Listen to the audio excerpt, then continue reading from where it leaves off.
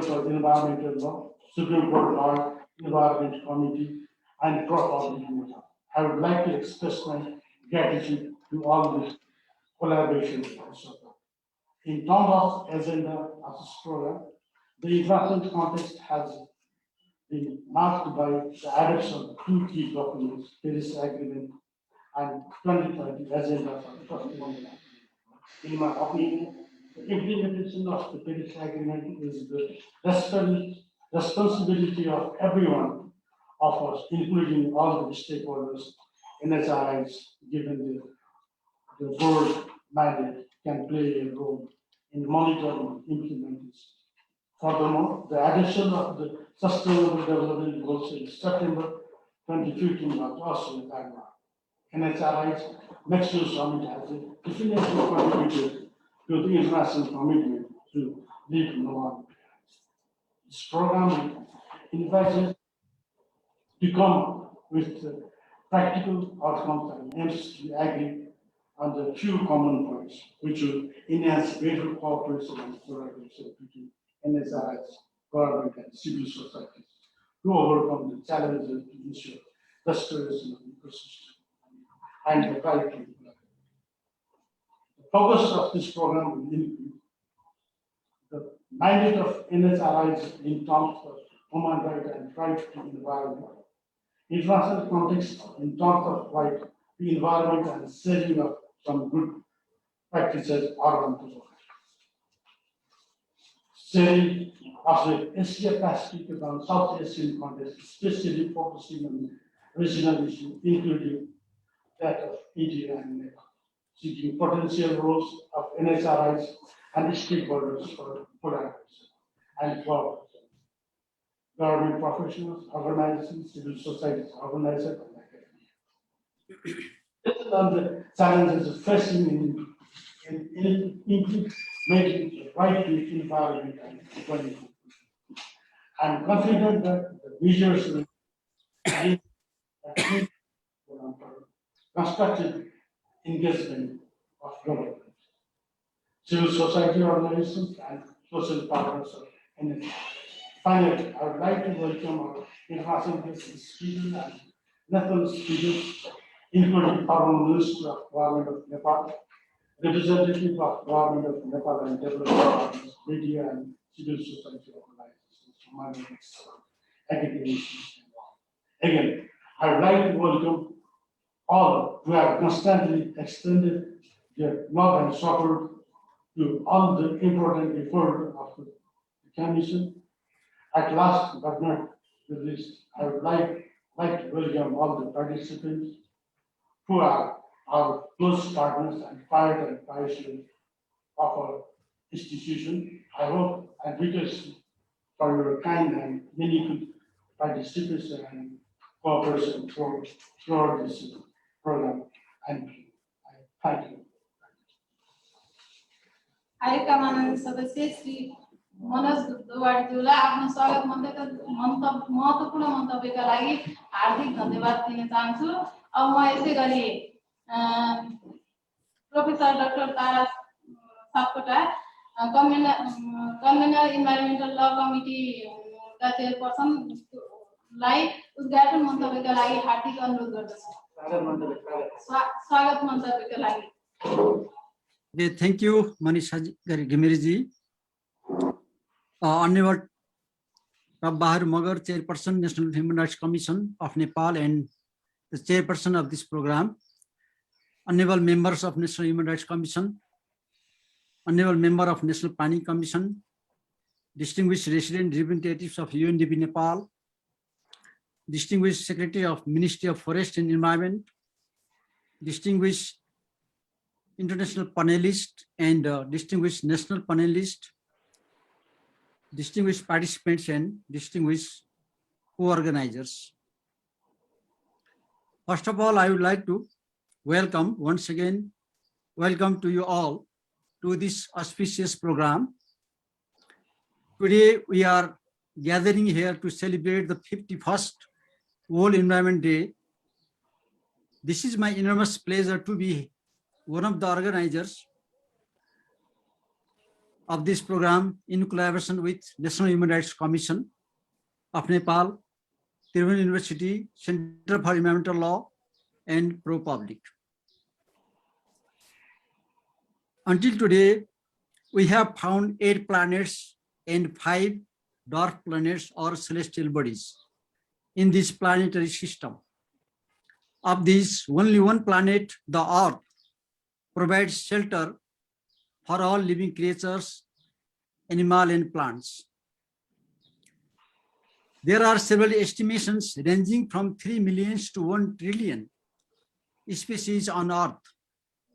Some scientific studies reveal that only 1.3 million species are identified to date. Another study done by Lee Sweetlove reveals that 8.7 million species on Earth are recognized. Thus, the Earth is a common home of billions of species.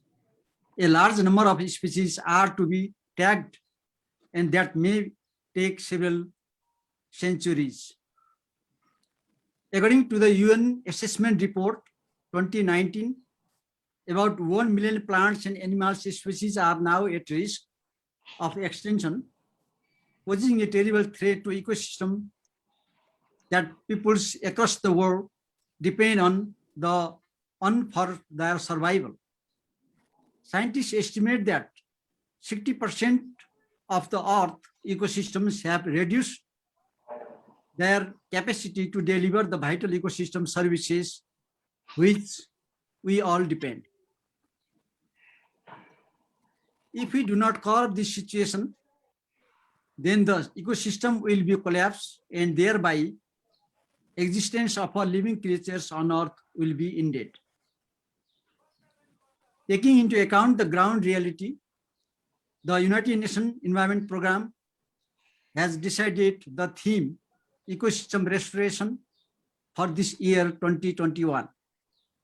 UNEP has also decided to launch UN Decade on Ecosystem Restoration 2021-2030 on 5 June 2021, or that is tomorrow.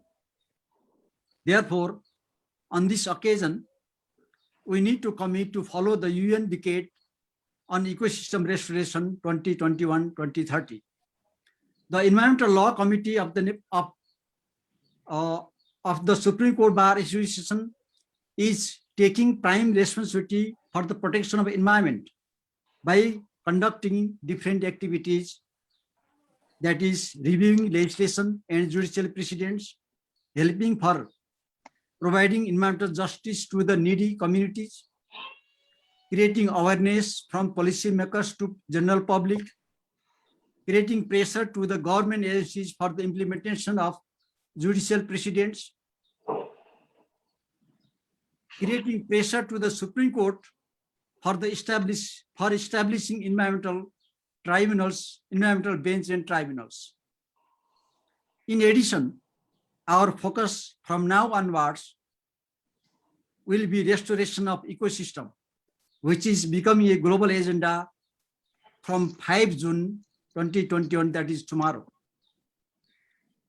I do not want to take much time. However, I am one of the speakers of national panelist, but it is not usual to speak the same person twice in the same program.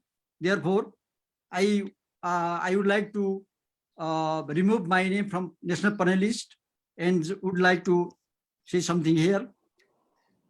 The distinguished dignitaries, expert panelists will speak on the importance of the day and the theme. Definitely, we will be enlightened from their deliberation. Ultimately, as an organizer, I would like to express sincere gratitude on behalf of organizers, on behalf of Supreme Court Bar Association Environmental Law Committee, and on my behalf to all the dignitaries, those who are here. Thank you for listening to me. Thank you very much. धन्यवाद doctor तारा सापकोटाज्यूलाई उहाँको कुरा स्वागत तथा मन्तव्यको लागि हार्दिक धन्यवाद दिँदै अब म प्रो पब्लिक काठमाडौँका executive chair senior advocate Prakash Mani शर्माज्यूलाई उद्घाटन मन्तव्यका लागि हार्दिक अनुरोध गर्दछु। Thank you, Ambika ji. Dear Honorable Chair, LHRC, Honorable Members of LHRC, Honorable Member of NPC, Secretary, Ministry of Environment and Forest, Representative UNDP, distinguished guest speakers, eminent lawyer, legal legend, public interest environmental lawyer, and my inspiration, Mr. M.C. Mehta, Professor Ben Bor, President of Chure Protection Board, former ministers, distinguished other speakers.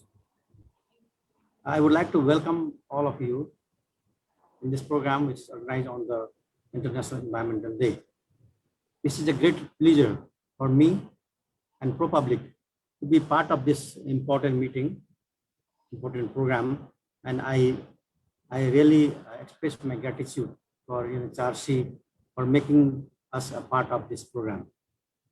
I'm really inspired to have Mr. M.C. Mehta, who really changed my life, as I was doing my master's in corporate management and wanted to be a tax lawyer. But after meeting him, I realized that I'm not for corporate sector, and I need to work in the environmental sector. And at this time also, I would like to thank another inspire Dr. Surya Dhungel,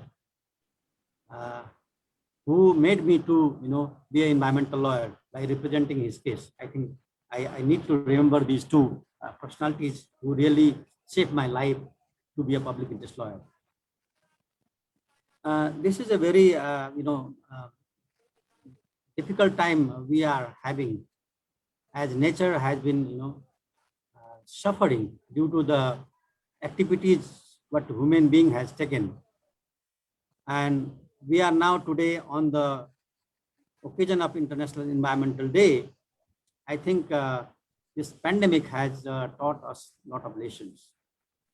And if we realize that how our ancestors were wise, and that's why how they use wisely the nature's gift, air, water, soil, all these were used very sustainable manner, and that is why we are fortunate to use this. However, the way today's human being, we over-exploiting the natural resources, and we are suffering, and I think what will be the situation of our future generation, that is a very serious concern. And the theme of this year, restoration of ecosystem, is very significant. And I think our ancestor in Yajurved, what they said, I would like to read that. May the space be at peace, may the sky at peace, may the earth be at the peace, peace to the water, peace to the air, peace to the trees and nature, may the universe be at peace, and may we human reside that peace, peace, peace, peace. I think this was very wise saying given to us, but unfortunately we forget that. And that's why today we have to talk about the restoration of the ecosystem. And if this has been followed, everywhere should have peace, and the environmental problem has been not today. So I think this is very significant, and I would not like to take more time because we have distinguished guests whom we would like to hear. And once again, I would like to thank for joining us, agreeing to be with us as a guest speaker. And I would also like to thank our national panelists, and we would like to hear. Thank you very much. प्रकाश मणि शर्माज्यूलाई उद्घाटन तथा स्वागत मन्तव्यका लागि हार्दिक धन्यवाद दिँदै अब म फ्याकल्टी अफ ल टियुका प्रोफेसर डाक्टर डीन विजय सिंह सिजावतीज्यूलाई उद्घाटन मन्तव्यका लागि हार्दिक अनुरोध गर्दछु।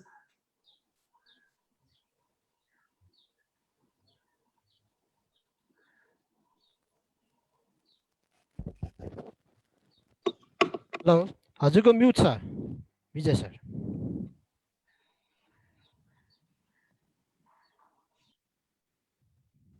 Sorry. Honorable Chairperson of the program, To Bahadur Magar, Chairperson, National Human Rights Commission, Honorable Professor Dr. Suri Prasad Sharma Dhungel, Member, National Human Rights Commission, Honorable Manoj Dwadi, Member, National Human Rights Commission, distinguished Professor Benbor, Senior Advocate Yamshi Mehta, academicians, environmental law experts, researchers, scientists, residents representatives, engineers, politicians, participants, guests, and personalities presented here. First of all, I would like to welcome everyone. Today, we are going to celebrate World Environment Day 2021. The main theme of World Environment Day 21, encouraging worldwide awareness and action to protect our environment. Day 2021 declared ecosystem restoration and will see the launch of the United Nations Decade on Ecosystem Restoration. The purpose of promote and improvement of environment, our organization Center for Environmental Law established in 2003 under Faculty of Law, Tirvan University. The main objective of Center of Environmental Law are promote environment legal education, promote environmental legal research, product environmental law experts, and promote and improve environment with the collaboration governmental and non-governmental organization. Likewise, IUCN, UNDP, municipality, and others. In the context, June 5th, it's remind us Stockholm Conference 1972. The conference adopted a declaration on human environment 1972, which formulated the principles which indeed guided action during the decades. Another major result of the Stockholm Conference 1972 was the Action Plan for Human Environment, composed of 109 resolutions covering the different field of environment. The main features of a worldwide environment policy were thus established. Likewise, international legal instruments often refers to the rights of future generations. Regarding this, Stockholm Conference 1972 first formulated principle that man bears a solemn responsibility to protect and improve the environment for present and future generations.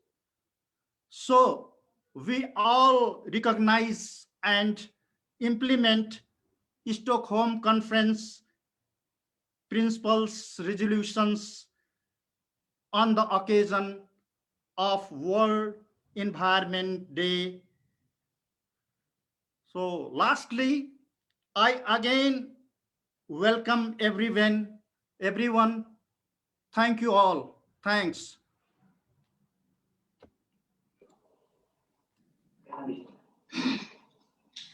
Doctor Vijay Singh सिजावतीज्यूलाई स्वागत मन्तव्यका लागि हार्दिक धन्यवाद। अब म national planning commission of नेपालका माननीय सदस्य श्री कृष्ण ओलीज्यूलाई आफ्नो महत्त्वपूर्ण मन्तव्यका लागि हार्दिक अनुरोध गर्दछु।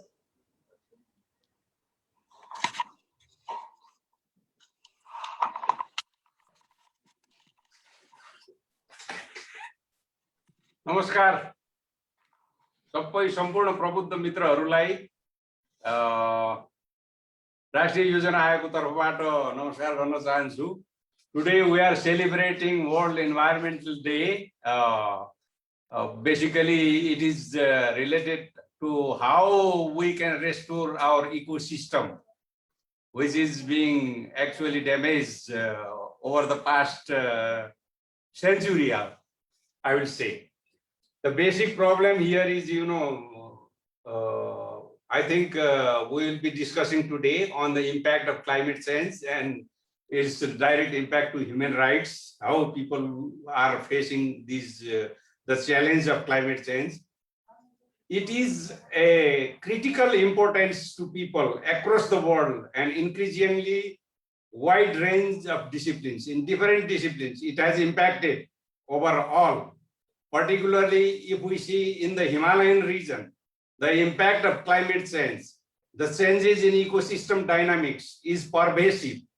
Take example, currently the glacier lake outburst and glacial lake melting, it is happening basically because of the rise of global temperature.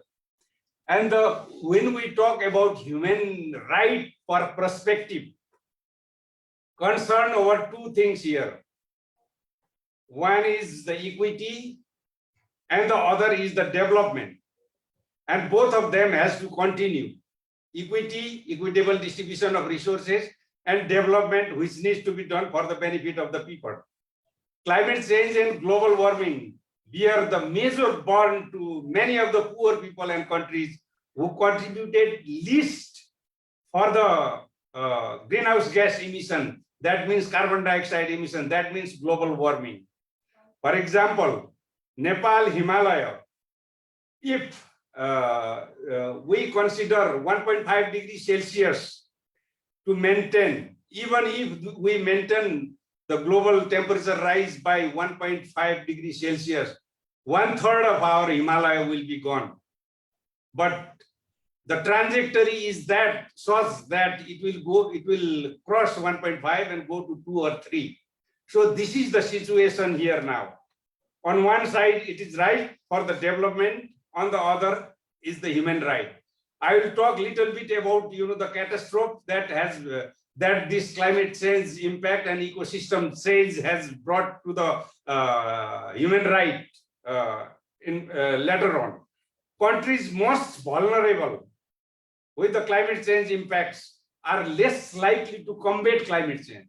This is the major problem here. Like Nepal, we are a poor country. Many of the countries in the world who are poor, which are less likely and very most vulnerable. We are the 11th vulnerable country in the world in terms of natural calamities and disaster and climate change impacts. So human right to be protected while taking measure to mitigate and adapt the climate change. The right to life, right to food, health, adequate housing, access to drinking water, sanitation. These are some of the fundamental rights that human has to experience despite changes in climate.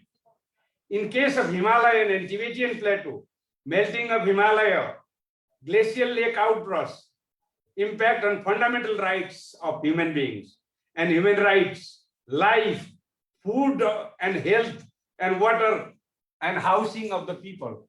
So this is one of the major challenge here. I will give you some of the example what we are witnessing in Nepal. 26,665 events were recorded within 45 years, basically related to climate change. And 43,868 people were died, and 3,000 people were missing from disaster. These disasters are the result of global climate change and its impact. The trend of disaster, basically, this year also, one of the most polluted city in the world became Kathmandu. It is basically because of fire, untimely fire. And this is also related to global warming, fire. And we are experiencing for the last 20, 30 years, increasing trend of flash floods, landslide, thunderstorm also. Thunderstorm was not that big in the past, but now even by thunderstorm also, we are facing a lot of problem. Earthquake, of course, is a major problem. We have witnessed in 2015, almost 7 trillion equivalent of Nepalese rupees was lost. And we are gradually, government of Nepal has restored it, the impact of this. And cyclone also we faced. We never faced in our history, but cyclone is also faced. So what actually happens, the conclusion is all these events, because of the climate change, because of change in ecosystem and their services, that the people's human rights is being violated as a result of that. Because the victims are poor people. In most of the areas, victims are poor people. So annually, 593 disaster events have been recorded in Nepal every year. So over the past 45 years, our data shows that almost 7 million people were affected by this. So this is the data. Over 80% of the total population now in Nepal are at risk of natural hazards, including floods, landslide, windstorm, hailstorm, fires, earthquake, glacial lake outbursts. This is one of the most important area. And Nepal ranks 4th and 11th in terms of relative vulnerability of climate change impact. So what should we do? What legal procedure? We have international legal instrument. We have also developed, national legal instruments.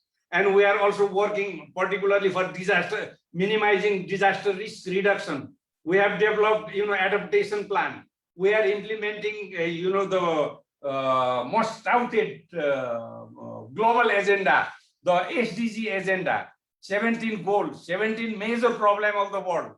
To minimize those problems, we have the global program development to implement SDG. We are also doing that. So despite this, however, disaster risk reduction is increasing. So the result is basically because of the climate change impact, it is increasing, it is violating, it is very difficult for any government, any country who are poor to protect human rights because of ecosystem, changes in ecosystem, changes in pollinator species particularly disappearing. Because pollinating species are disappearing, our food system has direct repercussion and direct impact. So therefore the poor people and vulnerable group of people, particularly pregnant women, children, they have to go hungry. So these are some of the things we are facing these days as a result of impact of global warming, climate change, and ecosystem change. So what the government is doing here, basically, we have different approach, we have different policies, particularly to minimize the carbon which is in atmosphere, the carbon sequestration process. That means, plantation of large scale trees, tree plantation. And we have developed, we are a very innovative and institutional development, particularly community forest system, which we can see now 45% of the total country is under forest area coverage. So we are trying our best as part of contributing to the Paris Agreement. But at the same time, we have not been able, by our own single effort, we can do very little and very minuscule to actually circumvent and improve the ecosystem services, as well as ecosystem restoration and protecting the human right, particularly impacted by the climate change impacts. So these are some of the things that we are trying to do here, particularly in case of policy reform, as well as implementation, as well as in scientific research also. So in this occasion, I would like to actually draw the attention of international lawyers who are panelists here. Particularly, I can see Mr. Mehta, Professor Benbour, and many others, even from within the country also, environmental lawyer, some of the activists and human rights protection agencies. So our main emphasis should be actually to how to reduce the impact of this climate change. And at the same time, how the atmospheric chemistry need to be changed. For that, we have committed in Paris Agreement, particularly nationally determined contribution.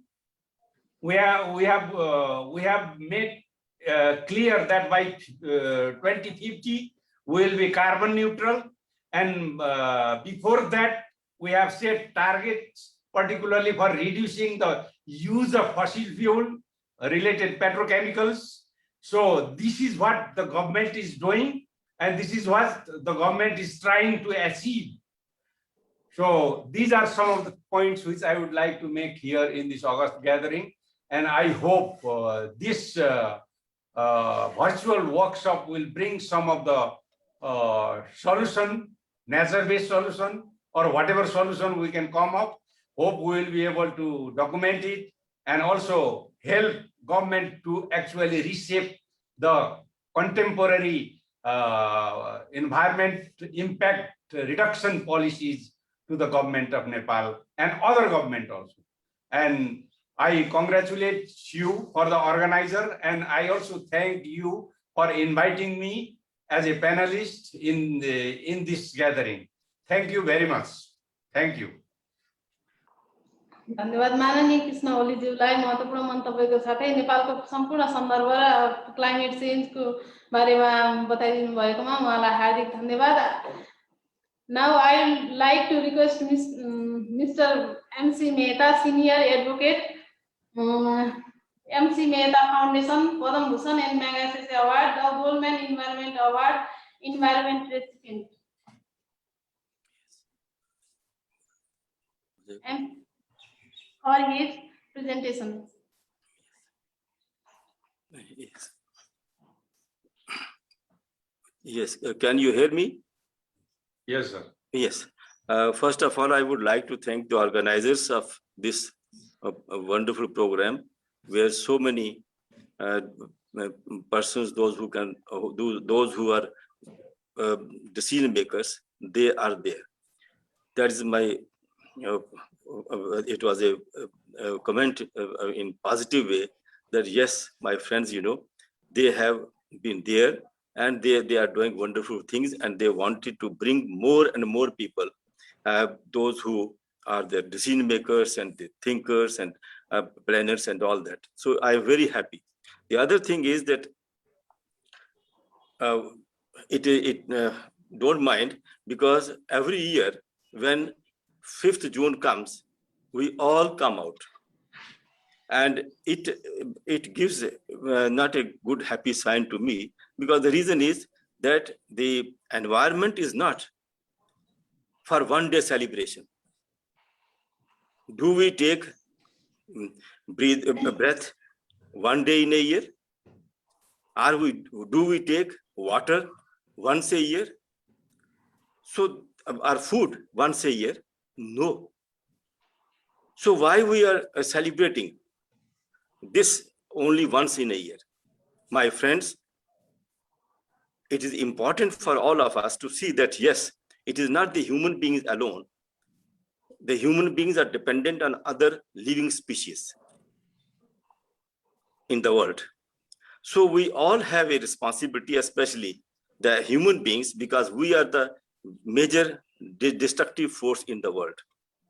No other living species is more destructive than the human beings, because we have become greedy, and that greed has no boundaries.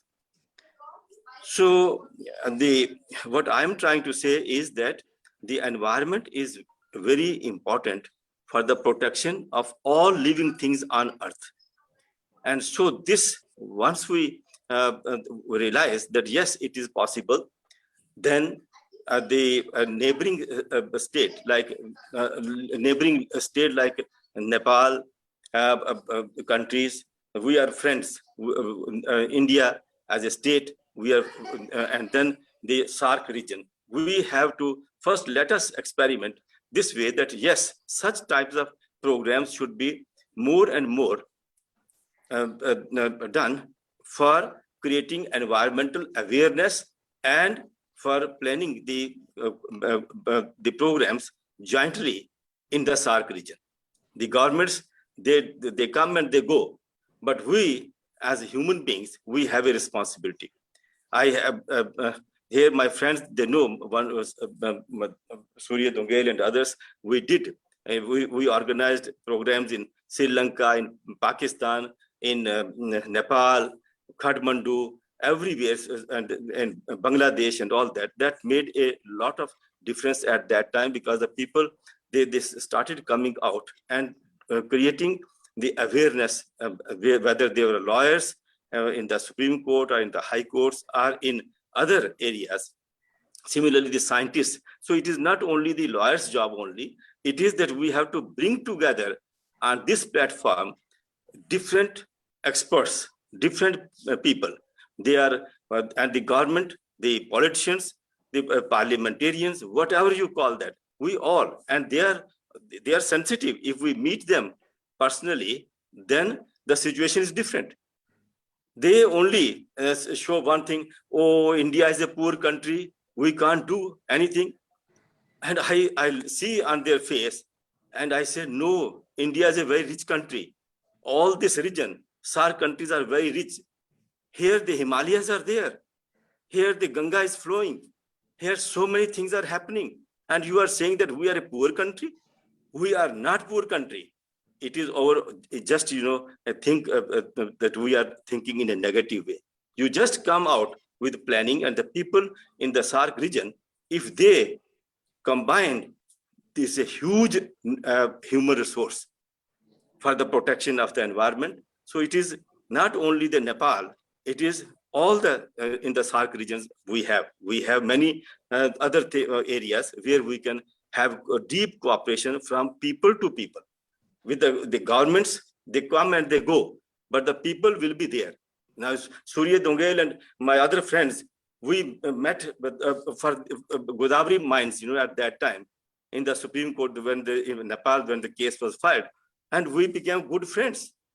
We do exchange things, and whenever there are difficulties, we do come forward and do organize and do discuss that, okay, how this is whether it's a mining problem, whether it's air pollution. Now, air has no boundaries. Whatever happens in Nepal or whatever will happen in India, these boundaries, the air has no boundaries. So it is going to affect. So that is why when I am doing cases in the Supreme Court or any other courts, I do say that please take care of this. Who is going to? We have the fundamental duties. And I was reading the Nepal's constitution. It is perfect document as well as environment is concerned. And this is a step. I think this effort has to be further strengthened, that yes, that we have to meet from time to time. The governments, they let them do work on their own. But what we have to do, we as individuals, what is our role as a citizen role? In the Constitution of India, it shall be the duty of every citizen of India to protect environment, rivers, lakes, and have compassion for animal life. The same principles I have seen in the Constitution of Nepal. So I was, where is the difference? There is no the difference at all. It is just, we have to be practical, and that instead of talking, we should be in the field also. Because if we plant trees, if we encourage the school children, and it makes a lot of difference. I could succeed in getting more than 15 lakhs of trees planted in different areas in the country, but it was an effort of an individual. Whenever I go, I plant trees rather than making speeches in the area. I said, no, each one should come with one tree, with one plant, sapling, and put a plant over there and put the name. And you have to protect that tree, that plant, you know. And then many, you will be surprised that one of the student, he was in class 10th in Himachal Pradesh, and now he has become the colonel in the army. And he said that is the time. And when I got this commission, and then he is now the lieutenant, the colonel, and what is the captain, and then after that, every time he made a point to encourage these soldiers and the people in the area to bring together. And he says that wherever I go, I am planting trees, and of different varieties, so that flora and fauna can be protected. You see, we talk only about the human rights of human beings. Are we careful about the rights of the animals? Because we can't live without the animal kingdom. We can't live without the plant species, without the plants. We can't live without the rivers, the water. The water is life. And what are we doing? You might be reading in the newspapers that because of this pandemic, now hundreds and hundreds of people, their dead bodies were floating in the Ganga. It is shocking and shameful, frankly. How could it happen? This is the duty of the governments. This is the duty of the state, that yes, they should have been vigilant on this, but they failed. So now, so they make all the political leaderships, they make different statements for their defense and all that, but it does not matter. It matters only if they are concerned about the protection and the preservation of the rivers in the country. And if we can't succeed in controlling pollution in the river Ganga, what can we do as a nation, frankly? When I think deeply, I said, what are we doing? All rivers in this country, they have become polluted. The air has become polluted. The groundwater up to 500 feet, it has gone down. And everywhere, the situation is worsening. And we say that we are a great nation.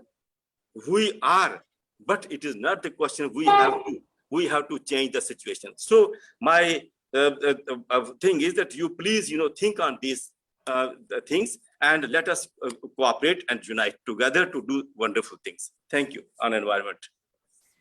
Thank you very much, Mr. Mehta, for your wonderful presentation. Likewise, I would like to request Professor Dr. Bean Bor, prominent environment expert and former Dean of the University of New South Wales, Australia, for his presentation.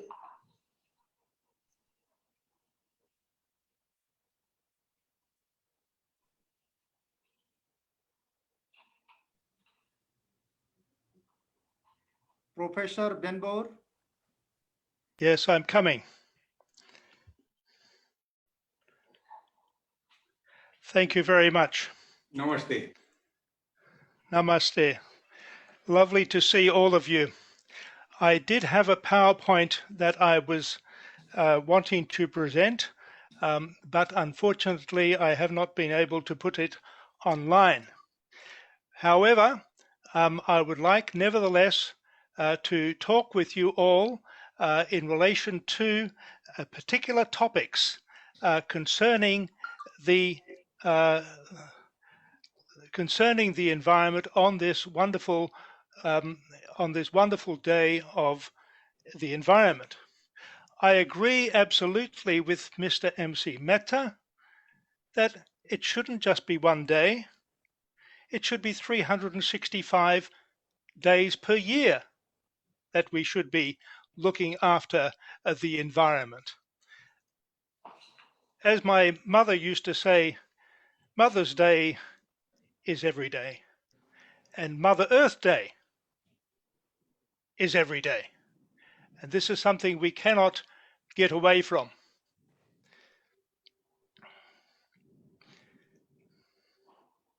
So with respect to the talk that I want to give, I want to talk today a little bit more about what MC Mehta was talking about in terms of the right of nature, but balanced also by human rights.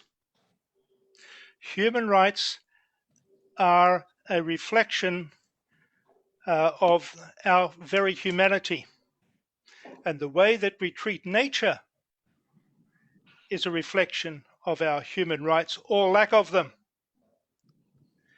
So I would say that when we're thinking about the rights of nature, we need also to think about the ways in which we deal with each other as human beings. The two are inseparable.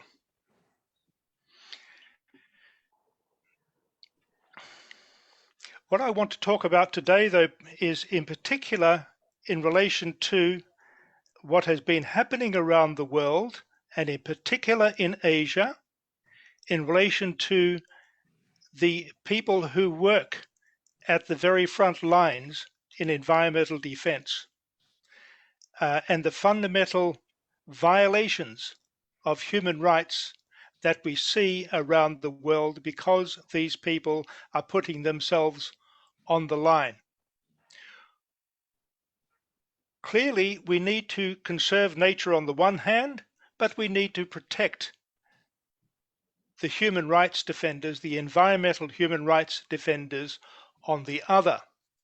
When we think about the depletion of biodiversity, we have heard that from Professor Sapkota that we have some 1 million species at risk of extinction. The extinction rate is actually 1,000 times greater than what they call the natural rate, let's say 250 years ago. But we are now in the land of the Anthropocene, where humans have affected almost all aspects of the planet in an environmentally detrimental way. And if we look at some of the statistics, they are shocking. 85% of wetlands are going, over 50% of coral reefs in the marine environment, 60% of mangroves. Around about 75% of the land has been dominated one way or the other by people. And of course, millions of hectares of forests.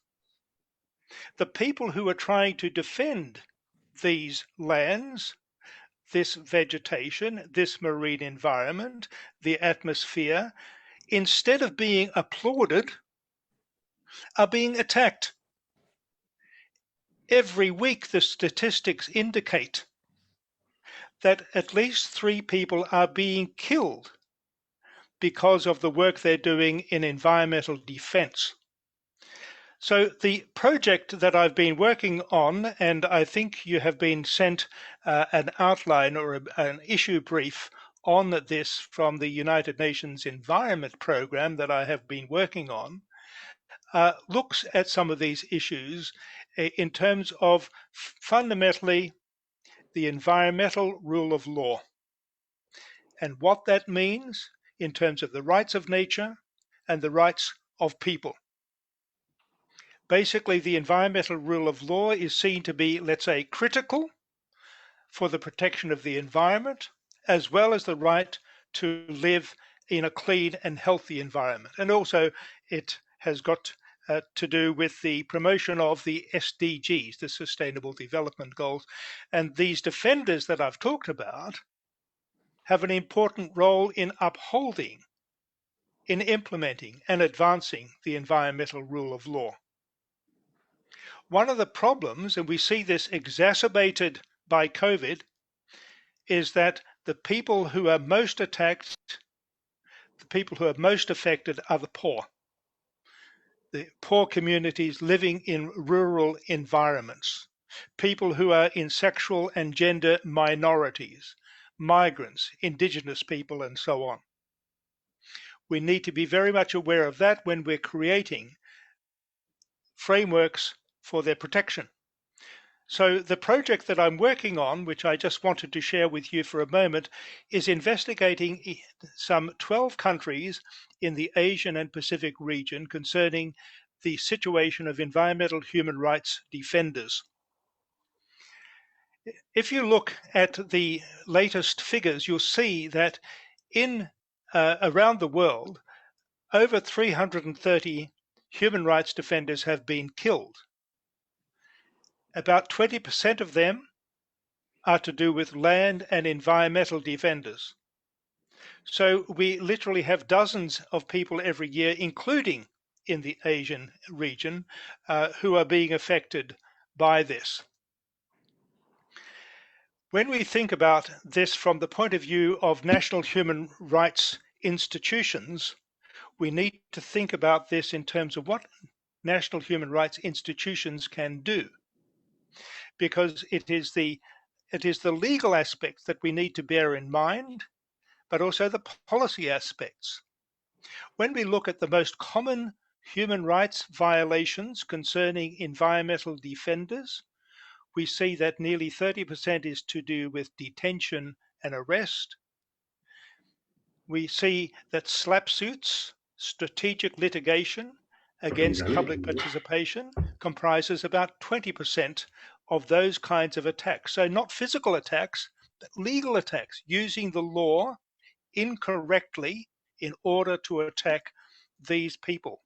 Instead of recognizing that they have a positive role, they are being attacked because, of course, it affects private sector interests and to a certain extent also government interests. So we have some problems here where governments themselves really need to apprehend much more closely what to do when dealing with environmental human rights defenders.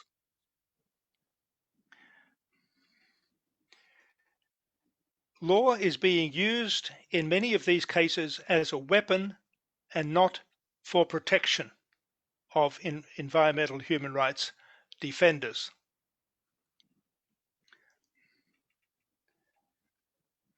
When we look at the situation in Asia, it is just as bad in the Asian and Pacific region as it is in other areas of the world. No one and no country is immune, including, as I understand it, Nepal, but also, I'm sorry to say, MC, India as well.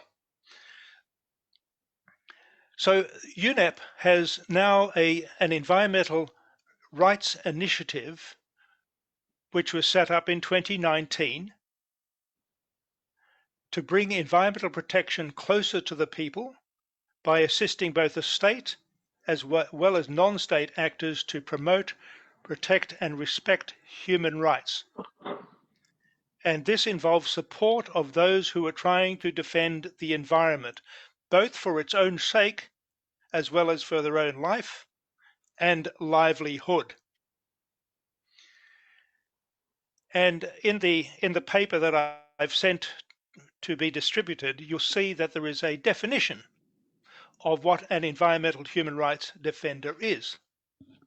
Individuals and groups who, in their personal or professional capacity and in a peaceful manner, strive to protect and promote human rights relating to the environment, including water, air, land, flora, and fauna.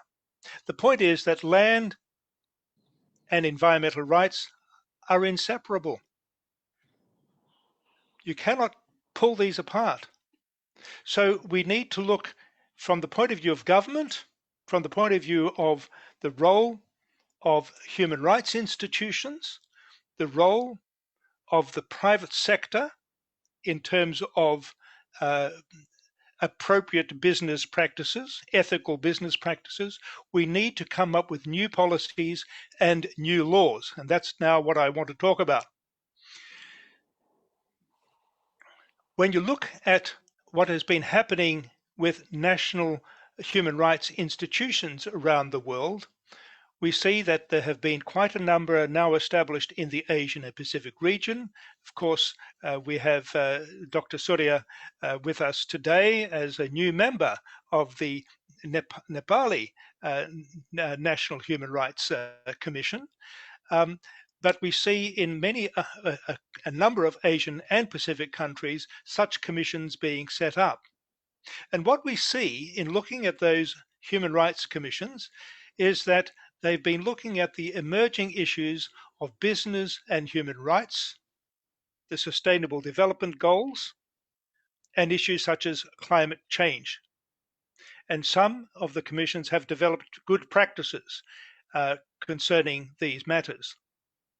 If you look at the Philippines, for example, the Philippines Human Rights Commission, that has virtually had no funding for the last 3 or 4 years because of the government not giving them any money, they continue to work and are devoted to doing what they do. And they set up a landmark national inquiry in conjunction with Greenpeace in order to look at the situation of carbon gases, and in particular the role of what we call the carbon majors, the corporations that are involved in producing greenhouse gases when they're generating electricity and manufacturing. And what that commission found was that the carbon majors, the major corporations, had breached their responsibilities to respect the rights of Filipino people by exacerbating the climate crisis. And this particular inquiry, which finished just a little while ago, last year, has been described as the world's first investigation into corporate responsibility for the climate crisis. Footnote now here. Last week in the Netherlands, the Environmental Defense Organization, Friends of the Earth in the Netherlands, took an action against Shell, Royal Dutch Shell, and won an action in relation to Shell's breach of their own obligations in relation to the pumping out of greenhouse gases. Last week also in Australia, in the Federal Court of Australia, a group of children took a class action against the Minister for the Environment, alleging that if she made a decision to open another coal mine in Australia, that would be the breach of duty of care to those children and to future generations. What this demonstrates in terms of what commissions can do and what courts can do is that they can tell governments that they have obligations. They have international obligations to look after the current and future generations. And this is where national human rights commissions could play a much stronger role. I want to now mention 2 commissions that are moving in the direction of using the law more strongly. Just in April this year, the Mongolian government and the National Human Rights Commission of Mongolia put forward a law of Mongolia on the legal status of human rights defenders. And when you look at that particular law, the provisions of that law, you'll see that environmental human rights defenders can certainly be included. What they have done is now to add a new Human Rights Commission member who is responsible for the matters of human rights defense as part of his or her duties. The Mongolian law is a very interesting one. The objective of that law is to establish legal grounds for respect, protection, promotion, and fulfillment of the rights of human rights defenders. This is the first national law that does this specifically. And it reflects a movement that is going on in South America with what they call the Izaku Agreement on human rights and environment in the South American region, which also talks about the rights of environmental human rights defenders. So that law is well worth looking at, and in the PowerPoint that you will get, you'll see reference to it. I also wanted to draw your attention to a draft Philippines law called the Environmental Defense Bill 2020.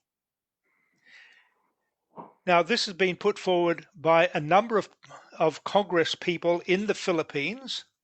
It is highly controversial because what it does is that it cuts across the kinds of actions that corporations, assisted sometimes by government, are taking against people who are objecting against mining and forestry.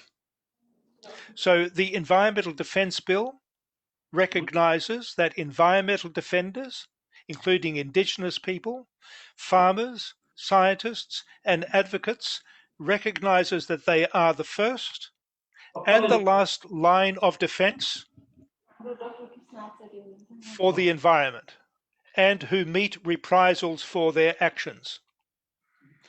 And without going into the detail of that, you'll see that already in the Philippines, they do have a constitutional protection in terms of a Bill of Environmental Rights. These two are very important precedents, it seems to me. The Environmental Defense Bill in the Philippines also talks about SLAPP suits against strategic litigation against public participation.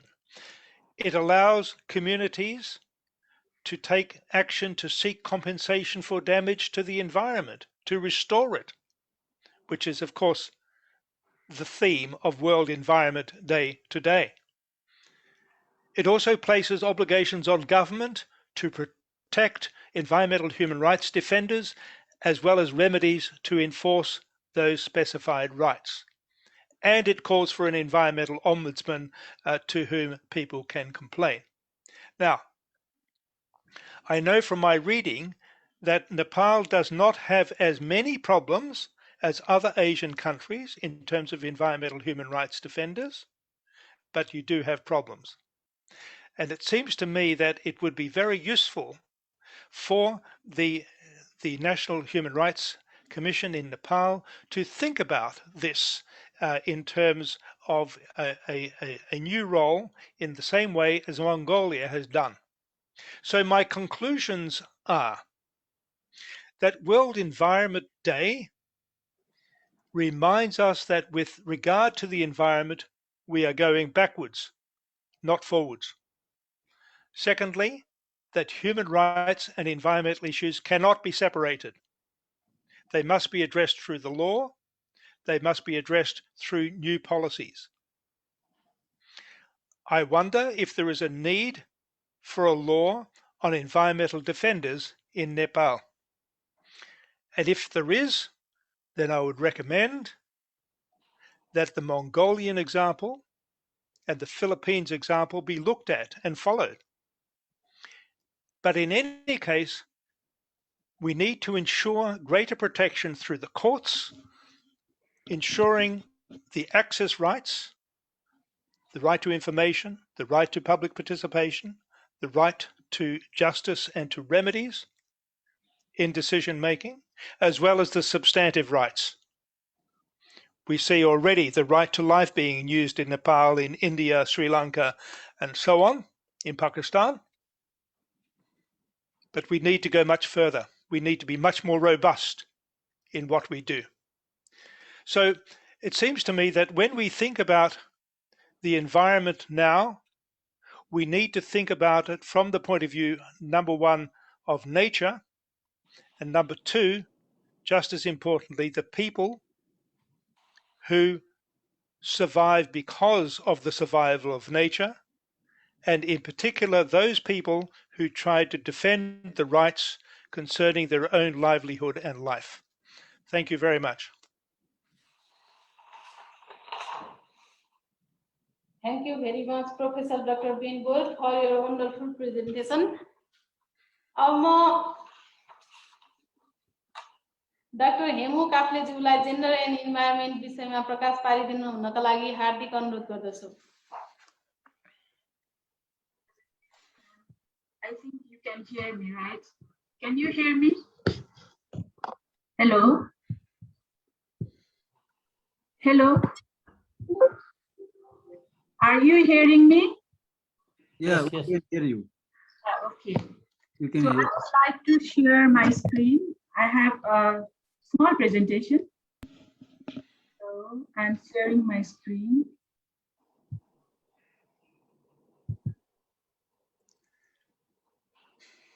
Can you see the screen now?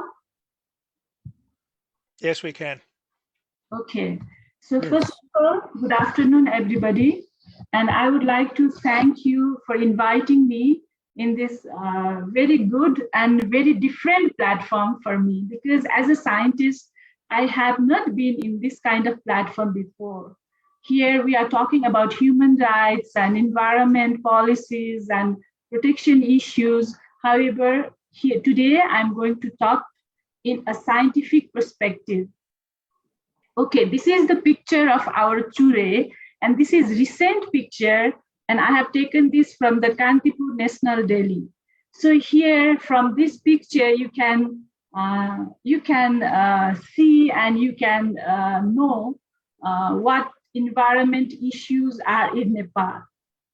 So let's start. I'm Hemu Kafle, and I'm working in Kathmandu Institute of Applied Sciences, and I'm also the president of Organization of Women Scientists in Nepal.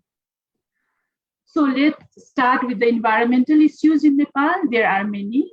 It's like we have air pollution issues, we have flood, we have solid waste management, we have water pollution, soil pollution, etc., etc. And we all know there are several environmental issues in Nepal, and I think we all are working towards it in our own way. However, the problems are still there and are increasing. And why? So today I'm talking in this perspective, and I'm giving the examples of our work. So this is my personal perspective. So here you can see two pictures. One is this upper part of the picture is from my institute. This is the view. This is a very nice view. And this is after a rainy day. And in the below picture, this is the same place and same scenario. However, the picture is different. This is when there was a forest fire, and this is a very recent picture. It was taken on March 28th, 2021. So today I'm talking about these wildfire scenarios. Excuse me. Okay, so in that day or in few days on that week, Kathmandu is the #1 polluted city in the world. So what happened? What happened? Why Kathmandu is #1 polluted city in the world? So we quickly checked on our PM datasets, which was available from US Embassy, the long time datasets at that time. So we found that here you can see on the x-axis, this is the time period. It started from March 21 and ends, I can see this because of this. I can hear. Okay, sorry. So this is somehow 10 days scenario. And on the y-axis, you can see the value of PM 2.5. That is particulate matter lesser than 2.5 microgram per meter cube. So here, the red the red line shows the relative change percentage in terms of the time series, which you can see on the lower part here. This is the average PM 2.5 from 2017 to 2020. Here, what I am trying to show is the PM value reached a very higher point. It was almost more than 300 microgram per meter cube, which was very much hazardous to our health and also to our environment. And we quickly did the air pollution sampling on that week, on that period. So these filter papers, the very clean filter papers here, this is filter papers before sampling. And these filter papers are after sampling, after 24 hours of sampling. This is on the day of fire episode. And these filter papers are on the normal day. So usually Kathmandu is really polluted, but on that week, it was the severe case. So these black particulate matters, which you can see in the filter papers, usually we exhale them while breathing. So this is the case, right? So what happened was, in that typical case, there was a fire episode. This fire episode happened, started from March 25th. So almost from March 21, here you can see the fire episode count here in this table. So the fire count started, the more fire episodes started from March 24th, and then it take a peak around March 25th. And then after a few days of rain, it decreases, and again it started on April 3rd. So these scenarios, the higher air pollution scenarios was almost till April 10. So this went out after the good rainfall. So why this happened? Why this wildfire happened in this time period? Is that was normal, or that was due to some kind of human mistakes or something like that? But no, this was normal. But in that time, what happened was the 2021 was drier than other normal years. So here you can see the drought episode in Nepal. This is the picture on March 2000. This is in April 2000. Here, this is in February, and this is in May. So from this picture, what I'm trying to show you is March and April are usually the drier months in Nepal. So we have already done this historical analysis of drought, 20 years period analysis of not only Nepal, but India, Bangladesh, and Pakistan. So we have found that especially in Nepal, March and April is the drier months, and we have this fire episode. But 2021 was exceptionally drier. So that time we have higher fire episodes, and due to that, we had bad air quality, not only in Kathmandu, all over Nepal. So up to here, we can find out that why the fire episode was there, why the air pollution was higher, and what happened, and what was the amount of particulate matters in that period. But however, we cannot have the clear picture till now. We cannot tell you that what are the chemical contents on the air particulate matter on that filter paper, what are the sources of pollution, and how serious is that? Is it only the visibility is poor, or that are really serious that impact our health and environment? There are many questions which we cannot answer. Why? Because we don't have these needed instruments for technical analysis, which are very urgent to know the clear picture of the problem that we face. So this is XRF for filter paper analysis, and this is XRF for solid materials analysis, which are very expensive and which we don't have in our country. I try to find it out. So until and unless we know the clear picture of what the problem is, then we cannot have the proper solution. This is also true in every sector of other work, just like handling the COVID case in Nepal. The COVID case is rampant in Nepal right now, but we cannot say that which part of the country there are more COVID cases and why.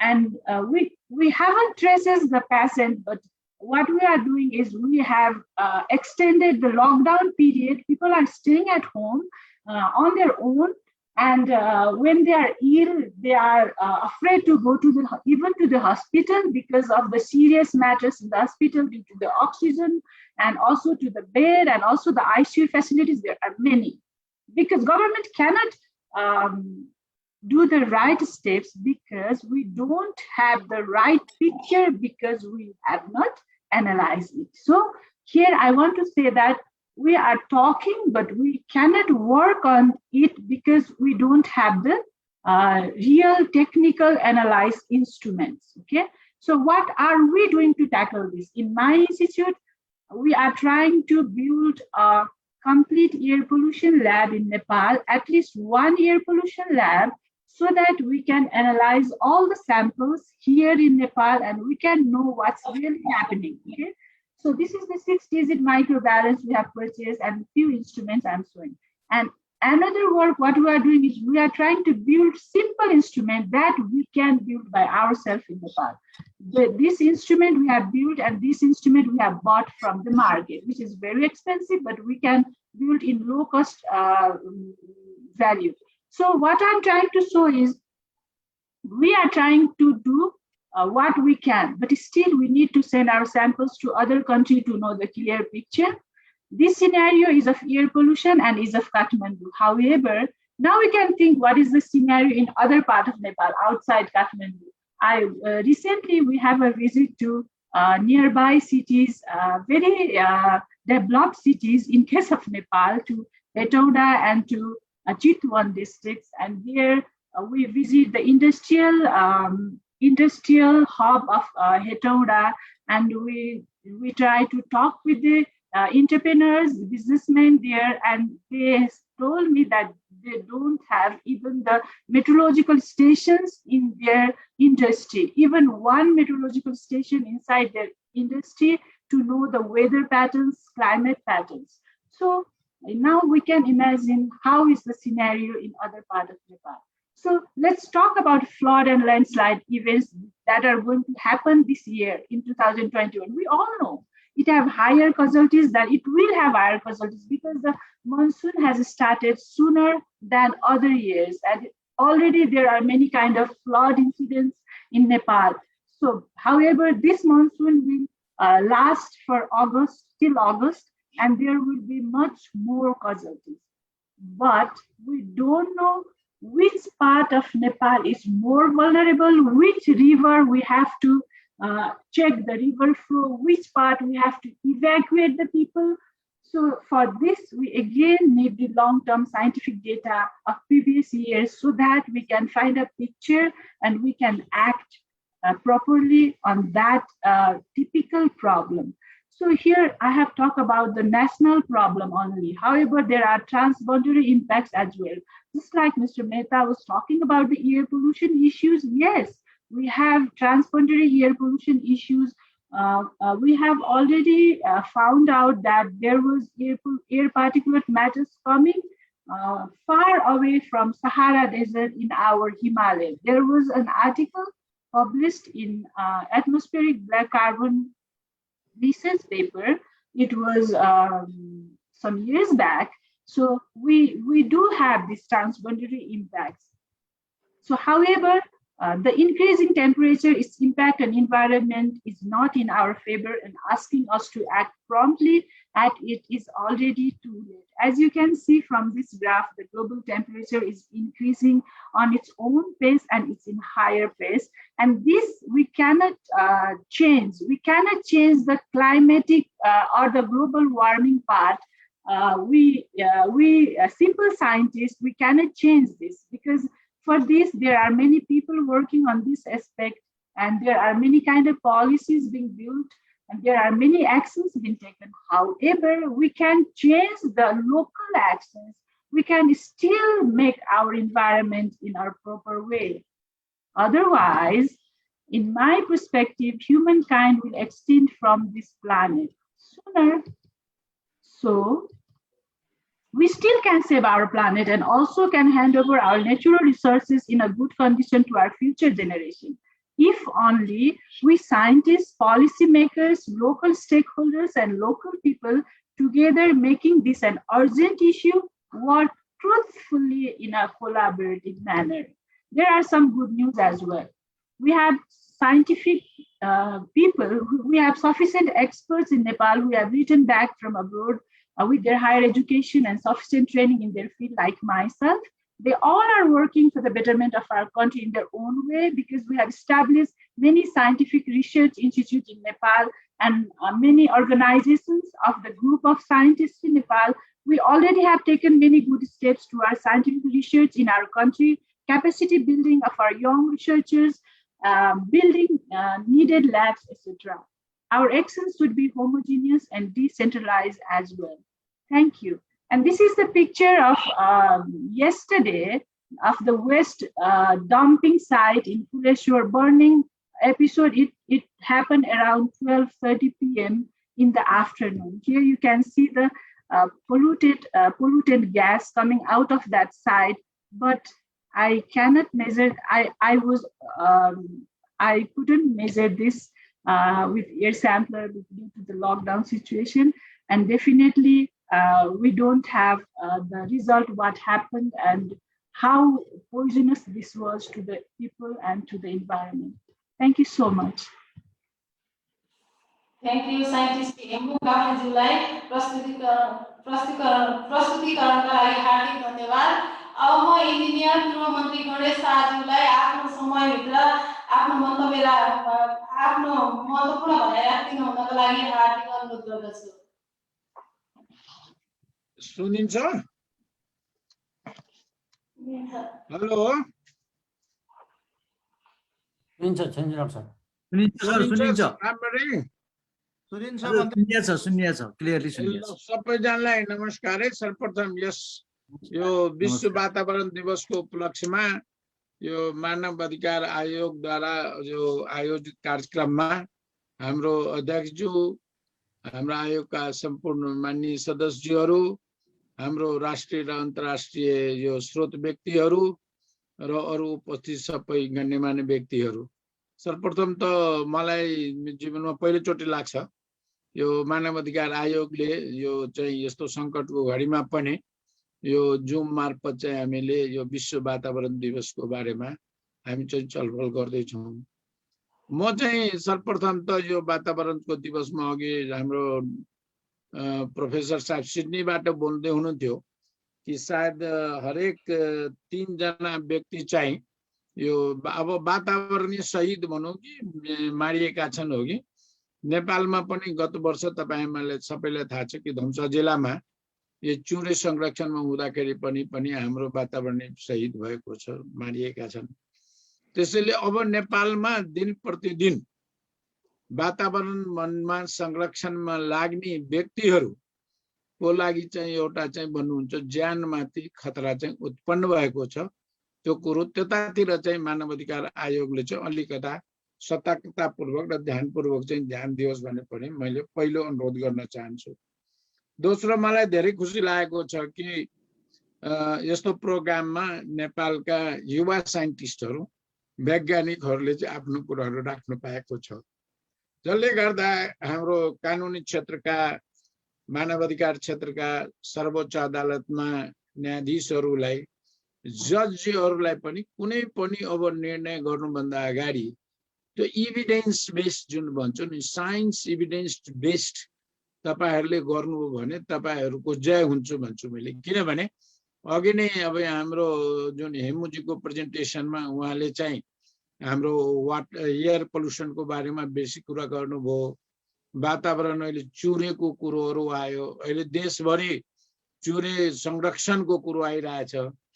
त्यसैले यो बेलामा चाहिँ हामीले scientific evidence based गर्ने र नेपालको scientific technical कम्युनिटीसँग चाहिँ मानव अधिकार आयोग, अदालत, न्यायाधीश, हाम्रो वकिल साहबहरू, एजुकेसनहरू, इन्भाइरोमेन्टल ल पढाउनेहरू, उहाँहरूले पनि यो बारेमा चाहिँ सहकार्य गर्नुहुन्छ भने आगामी दिनमा मैले एउटा ठुलो आशा र विश्वास लिएको छु, किनभने यसले अवश्य पनि तपाईहरुलाई नै सहयोग पुग्नेछ भन्ने मलाई लागेको छ।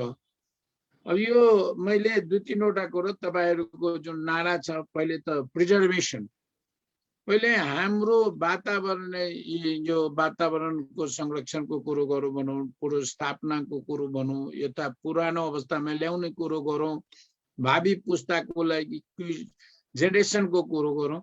यो सबै गर्नको लागि चाहिँ मलाई लाग्छ हामी संविधानले चाहिँ तपाईहरुलाई बढी मभन्दा बढी म चाहिँ पुरा लेटरेट स्पिरिटमा बढी बुझाउँछु भावनात्मक रूपमा कि हामीले नेपालको संविधान बनाउँदाखेरि संविधान निर्माताहरूलाई चाहिँ उहाँहरूलाई पटक पटक के अनुरोध गर्यो भने कि तपाई भावी पुस्ताको लागि चाहिँ नेपाली जनताको जीवजनको रक्षा गर्ने हो भनेदेखि हामीले स्वच्छ वातावरणमा बस्न पाउनु पर्दछ, स्वच्छ वातावरणको निर्माण हुनुपर्छ र त्यसको लागि चाहिँ जुन प्रिजर्भेसन र प्रोटेक्सनको कुरा ल्याउँछ त्यसको लागि चाहिँ अब हामी कहाँ चाहिँ वातावरण संरक्षण ऐन 2076 बनेको छ, नियमावली बनेको छ, तर यो सबैको संविधान छ, ऐन छ, नियमावली छ, वातावरण विभाग भने सानै भए पनि छ भनेको त्यसलाई कि मैले ल इन्फोर्समेन्ट एजेन्सी पनि साना साना छन्, धेरै कमजोर छन्, अनुगमन निकायहरू कमजोर छन्। त्यसैले यी ऐन कानुन संविधानको रक्षा गर्ने जुन चीजहरूको लागि चाहिँ मानव अधिकार आयोगले मलाई लाग्छ एउटा ठुलो भूमिका खेल्न सक्छ र त्यो भूमिका भने के हो भने पहिले त मैले देखेको यो चेतना र शिक्षाकै कुरो चाहिँ मैले धेरै कुरो चाहिँ हेर्छु के, किनभने मैले आखिर वायु प्रदूषणको कुरो गर्छौं अघि, त्यो वायु प्रदूषणबाट चाहिँ अघि चाहिँ हाम्रो सिडनीबाट प्रोफेसर साहबले भन्नुभयो यसको मालमा सबभन्दा बढी गरिब पर्छ तर के मध्यम वर्गीय कम प्रभावित छ, यो अरु वर्गको केटाकेटीहरू कम प्रभावित छ अघि, त्यसैले केही मात्रामा मात्र कम प्रभावित छ तर मेजोरिटी अफ द पपुलेसन। किनभने मैले यो दुईटा कुरोको बारेमा जहिले पनि तीनटा कुरोले जहिले पनि जोड दिन चाहन्छु। मान्छेले पृथ्वीमा जन्म लिएर आएपछि उसले पहिलो चीज पृथ्वीबाट पाउने भनेको हावा हो र त्यो स्वस्थ हावा पाउने अधिकार चाहिँ उसको नैसर्गिक अधिकार हो, ऊ जन्मबाट पाउने हो। त्यसैले स्वच्छ हावाको लागि चाहिँ मानव अधिकार आयोगले चाहिँ यसको लागि चाहिँ के कति कानुनी प्रावधानहरू छन्। त्यसैले हामी धेरै वर्षदेखि हामी चाहिँ यो क्लिन एयर एक्टको कुरो उठाइरहेका छौँ तर दुर्भाग्यवश त्यो कुरो चाहिँ अझै पनि आउन सक्छ। त्यसैले कुनै पनि व्यक्तिको लागि पृथ्वीमा आउँदाखेरि पनि उसले केही खाँदैन, पहिलो चिज उसले खाने भनेको हावा हो, सास लिन्छ, गराउँछ र पृथ्वीबाट जाने बेलामा उसले कोही चिज छोड्छ भने अन्न पानी पहिले छोडे पनि जुन दिन उसले हावा छोडिदिन्छ, सास छोडिदिन्छ त्यो दिन उसको मृत्यु हुन्छ। त्यसैले पृथ्वीमा आएदेखि चाहिँ कुनै पनि व्यक्तिको फन्डामेन्टल राइट्स के छ भने उसले स्वच्छ हावा पाउने हो। त्यसैले स्वच्छ हावा पाउनेहरूको लागि अघि पनि लास्ट स्लाइडमा हाम्रो हेमुजीले देखाउनु भयो कि वेस्ट बर्निङबाट आएको धुवाको कुरो गरौँ, भेहिकुलर पल्युसनको यो बारेमा चाहिँ धेरै कुरो गरिसक्नु भएछ, अझै पनि आगामी दिनमा गरौँला।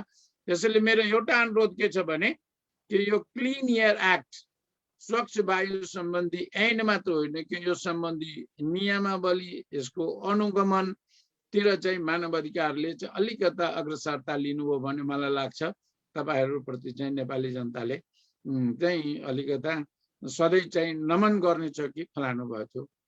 अब दोस्रो चाहिँ प्रकाशजीहरू हुनुहुन्छ, अरू हाम्रो डाक्टर साहबहरू हुनुहुन्छ, धेरै यो लको डाक्टर साहब, मेरो फेरि डाक्टर भनेको मेडिकल डाक्टर होइन कि हाम्रो यो पिएचडी डाक्टरहरू जुन कानुन क्षेत्रको हुनुहुन्छ उहाँहरूले चाहिँ सर्वोच्चमा अब को हुनुहुन्छ यहाँ त्यति राम्रो मैले हेर्नुपर्छ, जो जता सुनिराख्नु सबैप्रति मैले नमन गर्ने के भन्छु भने तपाईहरुले सर्वोच्च अदालतमा मलाई लाग्छ म मन्त्री हुनुभन्दा अगाडि करिब 12-15 वर्ष पहिले बागमतीको प्रदूषण हुँदाखेरि चाहिँ हामीले चाहिँ नदीको यहाँ चाहिँ मानव अधिकारको कुरो गर्यौं तर प्रकृतिको अधिकारको कुरो गरेनौं। हामीले राइट अफ द नेचर पनि छ, त्यसमा पनि मैले चाहिँ नदीको अधिकार अविच्छिन्न बग्ने उसको जुन चाहिँ राइट अफ द रिभरहरू पनि धेरै इन्क्रोचमेन्ट भएका छन्, तिनलाई चाहिँ प्रदूषित पारिएका छन् हामीले सबै किसिमले, चाहे मानव मूलता होस्, चाहे हाम्रो इन्डस्ट्रियल पोल्युसनले होस् या हाम्रो फोहोर फालेर होस्।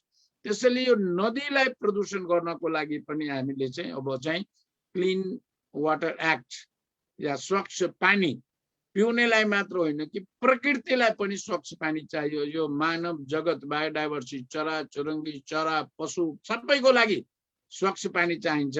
हामी कोही त बोतलमा किनेर खाउँला, जारमा किनेर खाउँला, तर के त्यो नबोल्ने भोइस अफ द भोइसलेस भन्छु, जसका आवाज छैन, तिनीहरूको लागि चाहिँ स्वच्छ पानीको लागि पनि हामीले अगाडि बढ्नु पर्यो।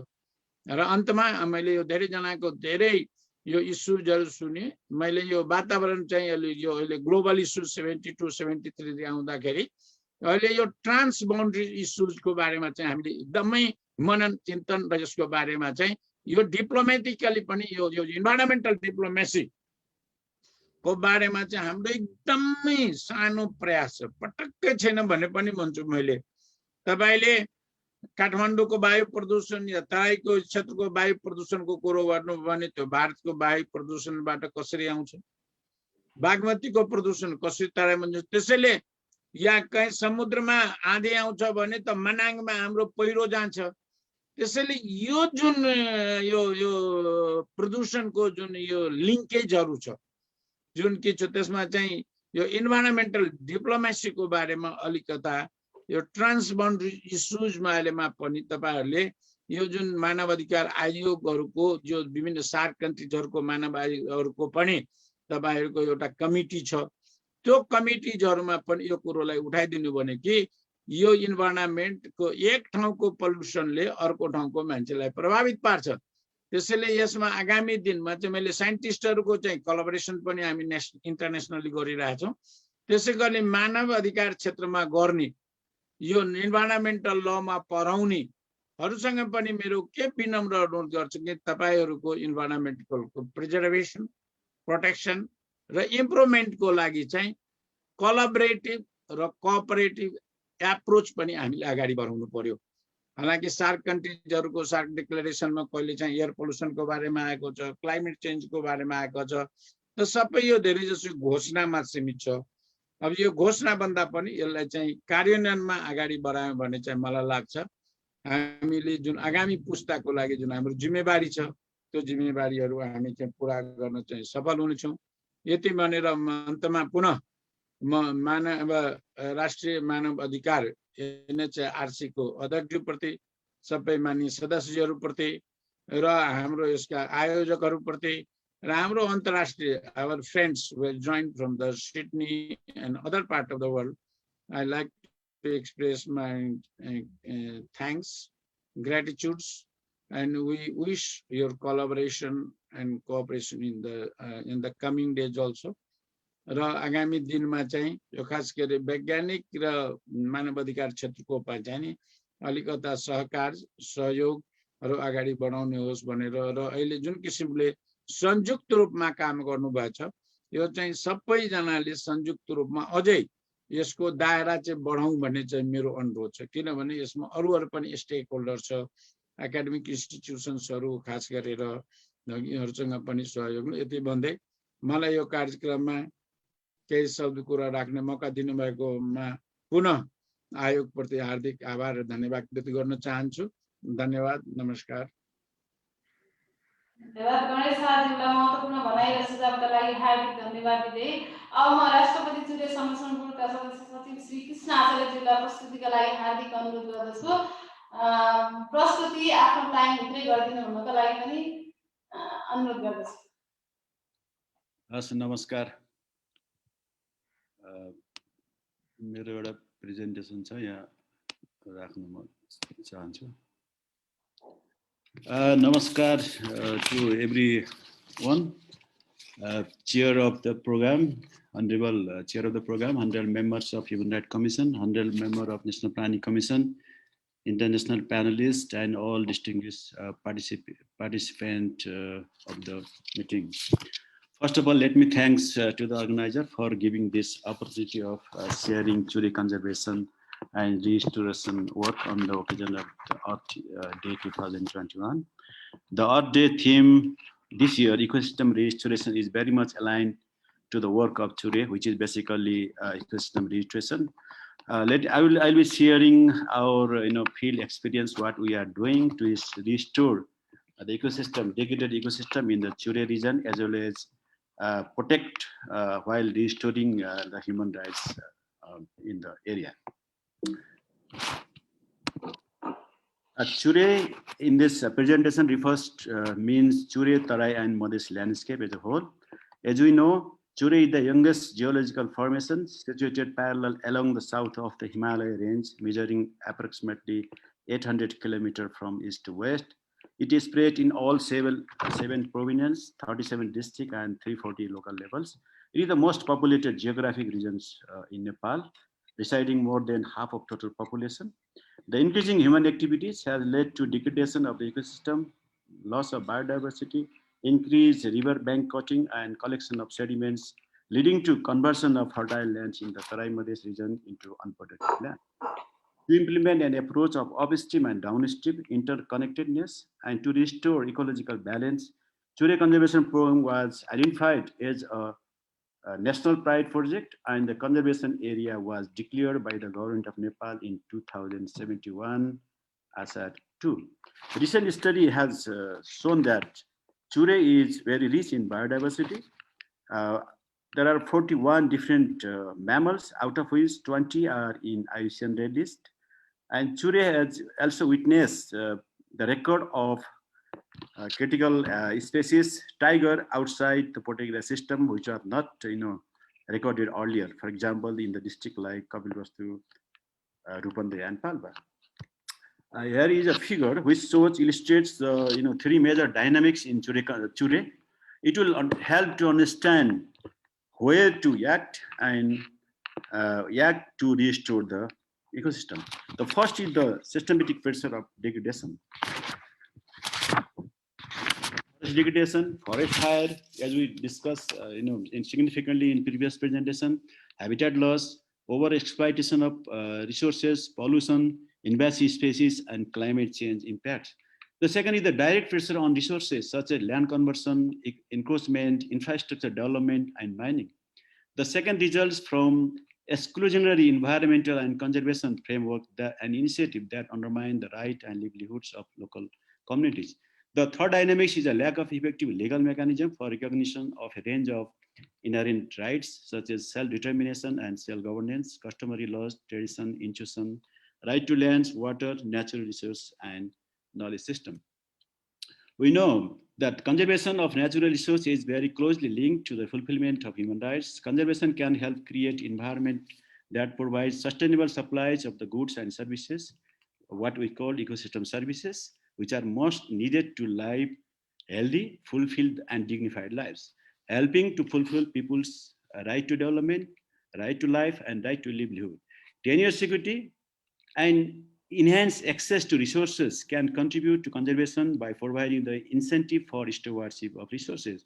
I'm discussing this point because the objective set up by the Chure Master Plan, a 20-year plan, which clearly pointed out three main objectives, which includes mitigating potential damage from climate change and natural disaster through sustainable management of natural resources, mitigate people potential damage from water-induced disaster, and to continue the flow of environmental services.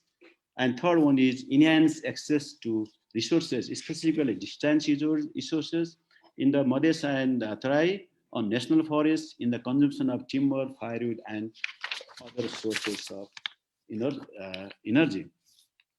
And we discuss here, our constitution has included several environmental related rights.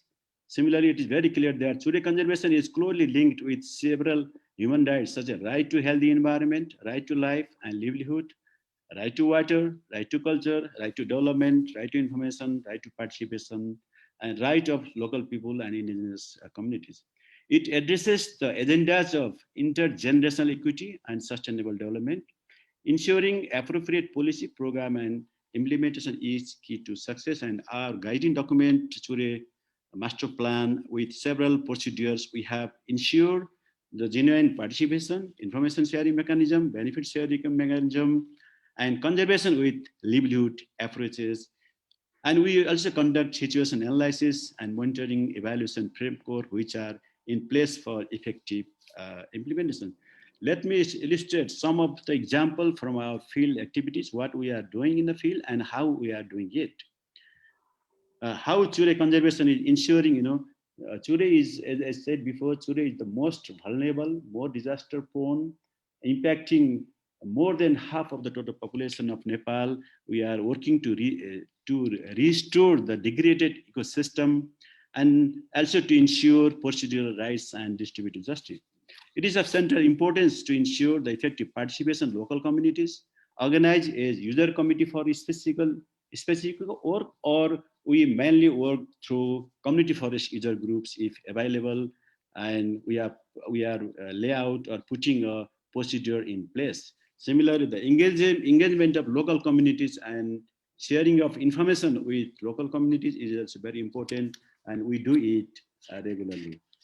Chure conservation is based on integrated river system planning approach. And some of the speaker very clearly mentioned about the rights of the river, rights of the nature, and also unless we have river clear, it's not possible that we are healthy and ecosystem is a healthy ecosystem. So Chure conservation approach is based upon integrated river system planning. We have identified, the master plan has identified 164 river system across the country in Chure landscape. Understanding the situation helps to ensure that all relevant stakeholders are involved in decision making. Their participation is ensured, their role, responsibility, power, and influence are known, legal and customer rights and duties are identified, and if there is any potential conflict, so how that might be solved. There is an example of Balan River in the eastern side of the Nepal. The causes are on the first right left-hand side picture shows in causes are on the Chure and Shivalik region, and the result are on downstream of rise in the river bank and conversion of fertile land to non-fertile land. The example here shows our efforts to link upstream and downstream linkages. Activities focus on the upstream to help to reduce the water-induced disaster and hazards in downstream. And personally, I also visited in several places the plantation of species like bamboos, and our work on control of gully has significantly helped reducing waterborne disaster to the downstream and reappearance of the water sources in Chure region. Similarly, the riverbank protection activity ensure protection of farmlands, property, and lives. And also we are supporting this with a mechanism of green recovery or green bank on the side of those structure constructed. There are some examples of wetland conservation, which is very key to retain water resources, water recharges, maintain soil moisture, support biodiversity conservation, also support tourism and thereby livelihoods. We have supported several, these water recharge ponds in terms of existing pond or construction of the new pond or maintenance of the pond or construction of the recharge pond or subsurface water harvesting and recharging. These are some of those water and wetland related conservation activities. And I found personally these are very important in recharging the water from Chure to down to Tarai. The another restoration activity includes the plantation. We discuss about millions of plantation each year. How we are going to engage with the local community, how we are going to engage or identifying the appropriate planting species which community prefer, which local people prefer. So that's why we are moving from traditional forest based species to multi-purpose species, fruit species, and where there is high demand of the species in plantation. And just the recent budget has declared that we will be planting across the Chure and Tarai region, all the ministry and under parasocial organization, 115 million plants next year. This plantation and green recovery will help mitigating climate change impacts enhance green recovery, enhance forest carbon stockments, creating healthy environment, I think which are already in the fundamental rights of in Nepalese constitution. In addition, Chure conservation aims to continue the ecosystem services, which was the first agenda objective of Chure master plan. Adoption of livelihood-based approach, ensuring success of conservation as well as livelihood improvements of the local people. Those area which is reclaimed by in river side are used by the community, or we support those activities which enhance their livelihood, like planting fruit trees or cash crop that will ultimately help people's livelihood. Finally, it is possible that nature-based solution like those plantation, ecosystem restoration, wetland management, plantation, green recovery will help achieving in sustainable development goals and the climate agenda of how we can be very close, maintaining close to 1.5-degree temperature rise agenda. But there is a need to afford our all scaling of our efforts of restoration at large scale, which requires significant investment. And as business as usual, work or is not or will not be sufficient to achieve these sustainable development goal agenda, climate change agenda. Therefore, we need a transformation in the production of goods and services. Innovation are required, and ecosystem restoration need a significant partnership with all stakeholder concerned. I think with this, I thank you for this opportunity and ends my presentation. Thank you very much. Krishna आचार्यज्यूलाई चुरेको महत्त्वपूर्ण प्रस्तुतिको लागि हार्दिक धन्यवाद दिँदै अब म सहभागीहरूबाट खुल्ला छलफलको लागि अनुरोध गर्दछु। एकजना सहभागीले आफ्नो भनाइ 2 मिनेटभित्र सकिदिनु हुनको लागि पनि हार्दिक अनुरोध गर्दछु। पालै पालो आफ्नो हात उठाइदिनु हुनको लागि अनुरोध गर्दछु।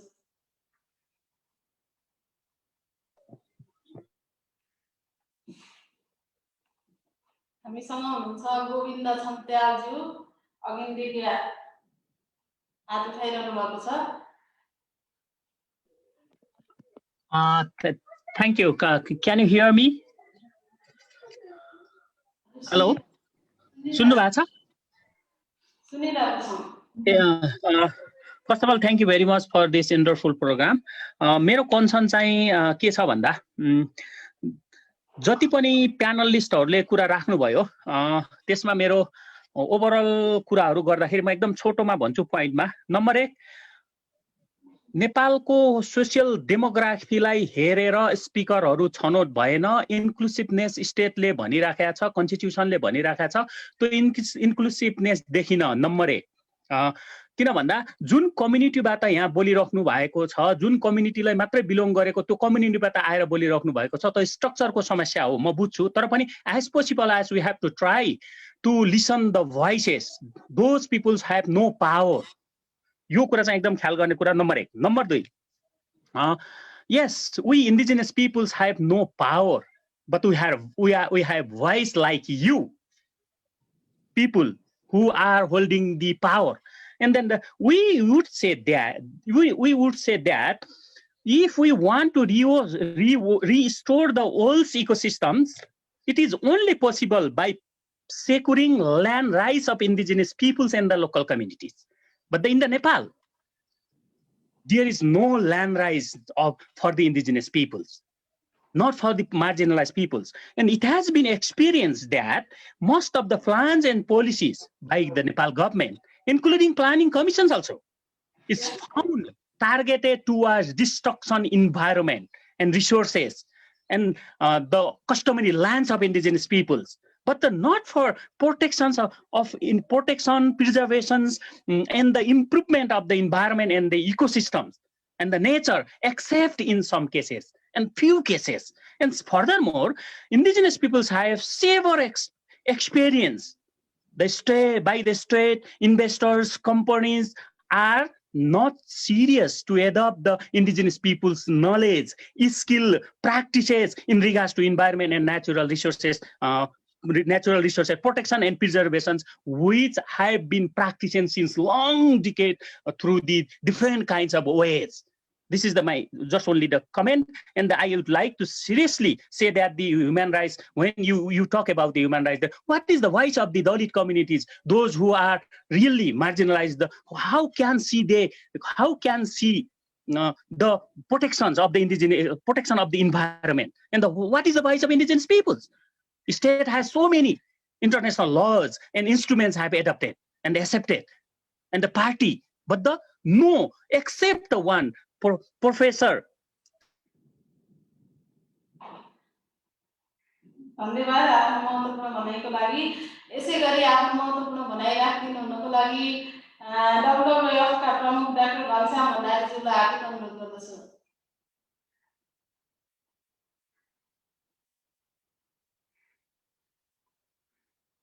घनश्याम भण्डारीज्यू।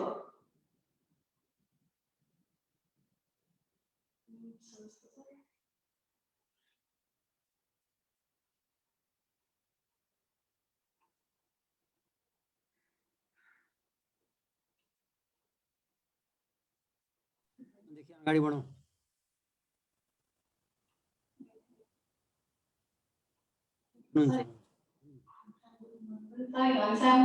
डाक्टर घनश्याम गुरुङ।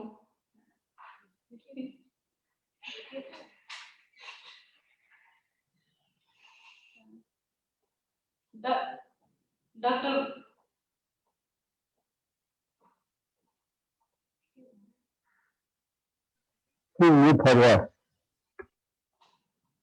म्याडम त्यो एटेन्डेन्समा हेर्नु न, पार्टिसिपेन्टमा हात रेज ह्यान्ड हो। उहाँहरूले अघि नै पठाइसक्नु भएको थियो। एडभोकेट पदम श्रेष्ठ पनि हुनुहुन्न।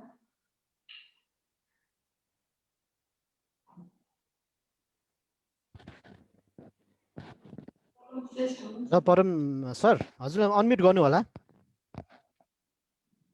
हजुर सुनिँदैछ? सुन्दैछ सर। सुन्नु हुँदैछ? हजुर हजुर, धन्यवाद।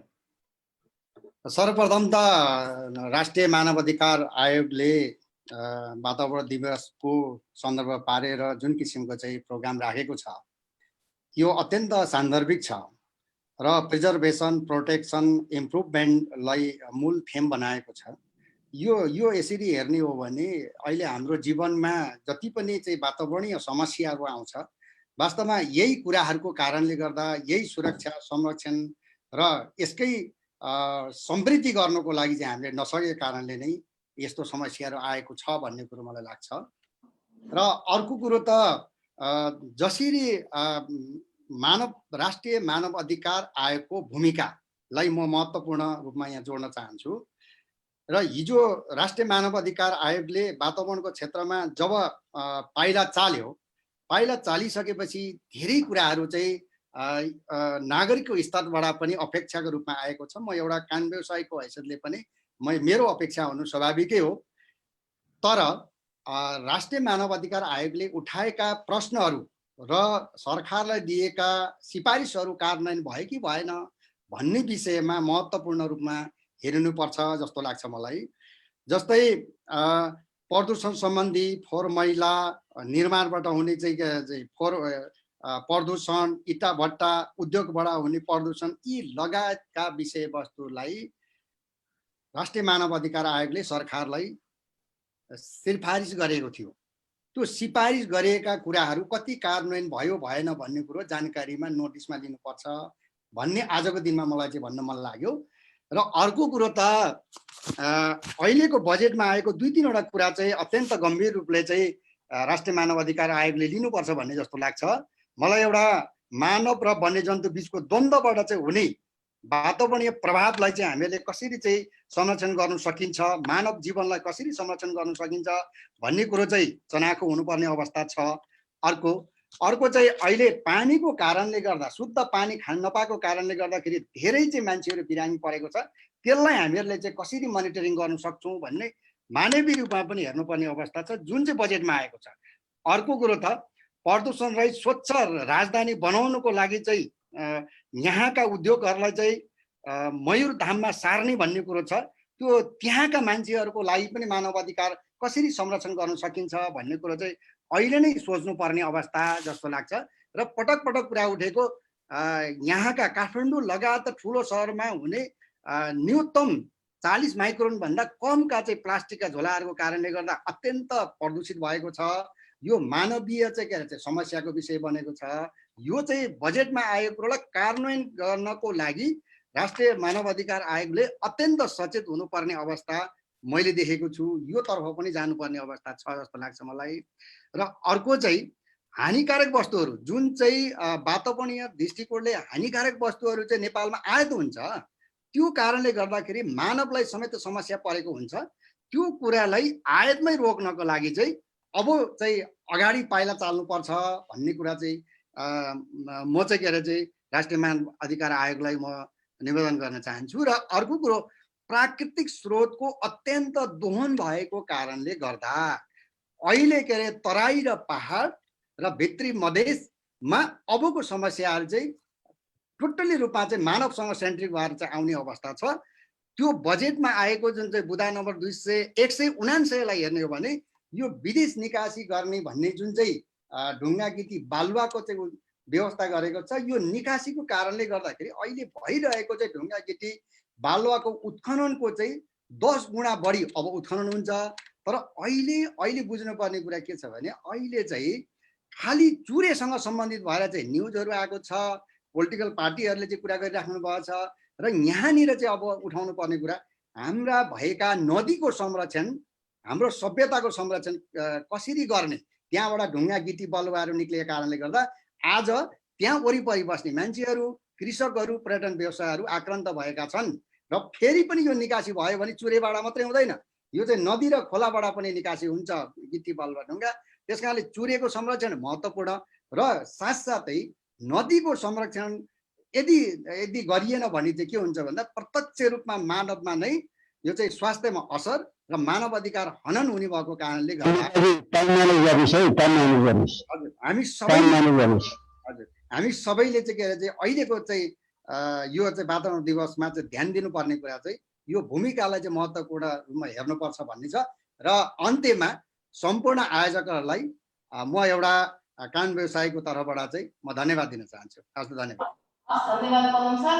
हामीसँग हुनुहुन्छ प्रकृति थापा, म महिलाबाट एकजना लिन चाहन्छु। प्रकृति थापाज्यू।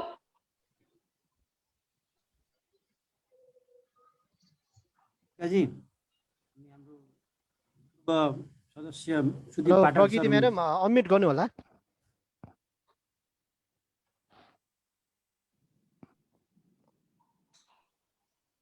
सुदीप पाठकजी हुनुहुन्छ, पूर्णिमा हुनुहुन्छ होला, टाइम पनि मागि गर्नुपर्छ है, छिटो गर्नुपर्छ भयो। अब प्रकृति म्याडम अनम्युट गरेर बोल्न सक्नुहुन्छ हजुर।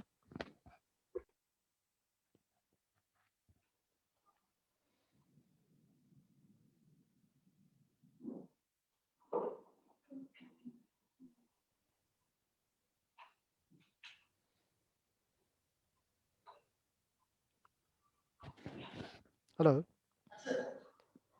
उहाँको प्रब्लम भएको जस्तो छ। हामी अब अर्को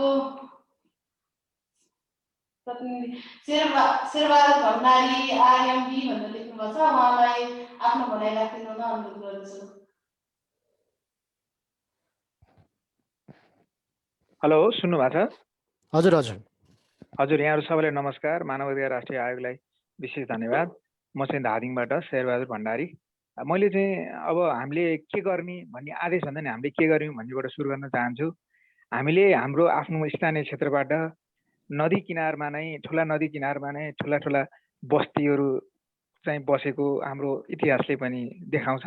त्यसैले सबभन्दा पहिला चाहिँ हामी आफ्नो खोला किनारालाई चाहिँ एउटा चेप्ने काम नगरौँ, हेप्ने काम नगरौँ र सरसफाइमा विशेष ध्यान दिउँ भनेर पनि हामीले एउटा विशेष स्थानीय सरकारसँग मिलेर सरसफाइ गुरु योजना बनाएर र सरसफाइ गुरु योजना सँगसँगै हामीले चाहिँ यो क्याचमेन्ट एरियामा चाहिँ फोहोर फाल्न पाइँदैन भनेर कानुनसहित निर्माण गरेर चाहिँ काम सुरु गरेको अवस्था छ हाम्रो धादिङको नीलकण्ठमा र यो सँगसँगै हामी धेरै ठाउँमा यो काम गर्न बाँकी छ र यो कामलाई चाहिँ कसबाट कसरी फेसिलिटेसन गर्ने हो त्यो कुरो चाहिँ गरिदिन म विशेष अनुरोध गर्दछु र दोस्रो नम्बरमा चाहिँ खास गरिकन हामी अहिले यो भर्खरको यो बजेट भाषणबाट आइरहेको कुरा छ जुन चाहिँ हाम्रो यो ढुङ्गा गिटी निकासीको कुरामा चाहिँ यो सिभिल सोसाइटीको तर्फबाट गर्नुपर्ने हो अथवा मानव अधिकारको तर्फबाट गर्नुपर्ने हो यो एउटा चाहिँ डिक्लेरेसन चाहिँ ध्यानाकर्षण पत्र चाहिँ यो यसरी गर्न हुँदैन भनेर चाहिँ अहिले नै हामीले सरकारलाई चाहिँ यो एकदमै विशेष ढङ्गले चाहिँ तपाईँ हाम्रो तर्फबाट चाहिँ यो यसको विरुद्धमा अथवा यसलाई संरक्षण गर्नुपर्छ भन्ने पक्षमा चाहिँ ज्ञापन पत्र बुझाउनुपर्छ भन्ने मेरो आशय सहित यहाँहरू सबैलाई धन्यवाद दिन चाहन्छु। हस्, नमस्कार।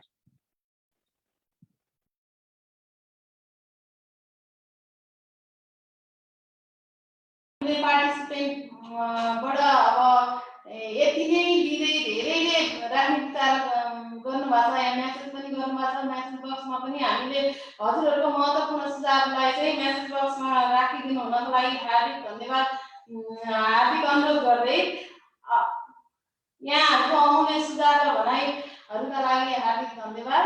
र now I would like to request Ms. Aisani Rabe, Resident Representative UNDP Nepal, for his remarks.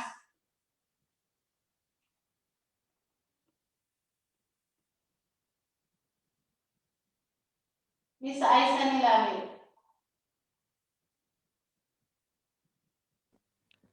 Madam, please unmute and please start the video.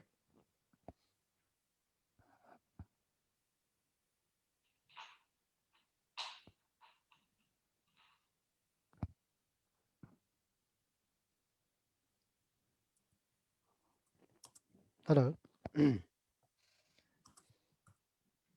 Madam, please unmute and start the video. And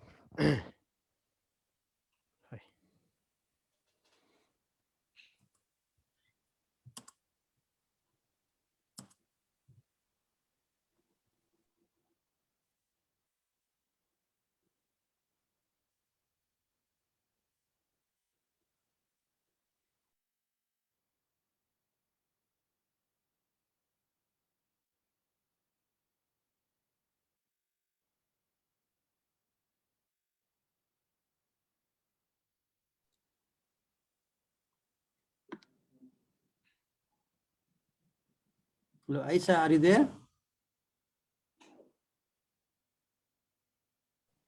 Madam, you can unmute.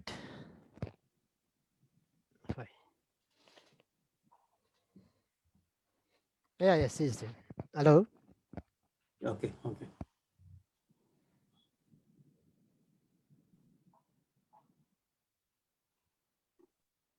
Right.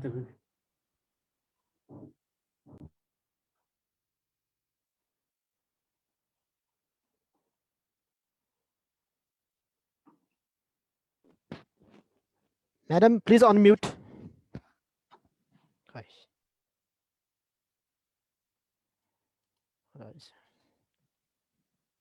उहाँको technical problem केही भयो जस्तो छ। म आयोगका पूर्व सदस्य माननीय सुदीप पाठकज्यूलाई वातावरण र मानव अधिकारका विषयमा 5 मिनेटभित्रमा आफ्नो मन्तव्य प्रकाश पारिदिनु हुनको लागि हार्दिक अनुरोध गर्छु। धन्यवाद। आयोगको मान्य अध्यक्ष, सदस्यज्यूहरू,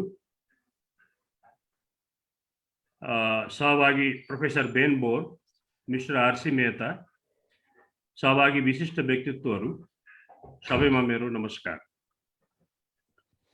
समयभित्र नै सक्छु।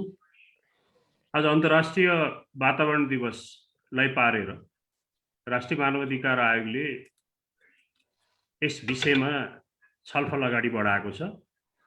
यो सन्दर्भ पनि उपयुक्त छ र यो आवश्यकता पनि हो।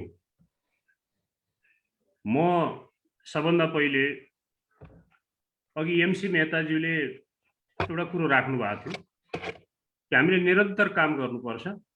नागरिकले, सरकारले, सरकार परिवर्तन हुन्छ। त्यो निरन्तर काम चाहिँ विशेष गरी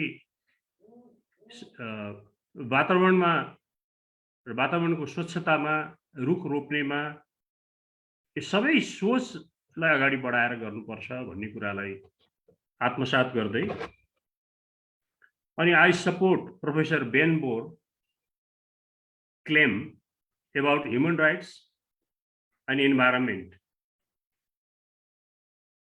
to focus which cannot be separate. वातावरण र मानव अधिकारलाई अलग गर्न सकिँदैन भन्ने कुरा प्रोफेसर बेन बोर्नको विचारलाई म समर्थन गर्छु। यो नङ र मासु जस्तै विषय हो। आजको अन्तर्राष्ट्रिय दिवस मनाउँदा र अर्को वर्षको अन्तर्राष्ट्रिय दिवस मनाउने क्रममा यो एक वर्ष हामीले के काम गर्यौं गर्ने छौं त्यो महत्त्वपूर्ण हुनेछ। र राष्ट्रिय मानव अधिकार आयोगले विगत समयमा वातावरण संरक्षणको विषय मानव अधिकारको विषय हो भनेर लिएको थियो र म आज खुशी प्रकट गर्न चाहन्छु आयोगले यस विषयलाई महत्त्वका साथ हेरेको छ।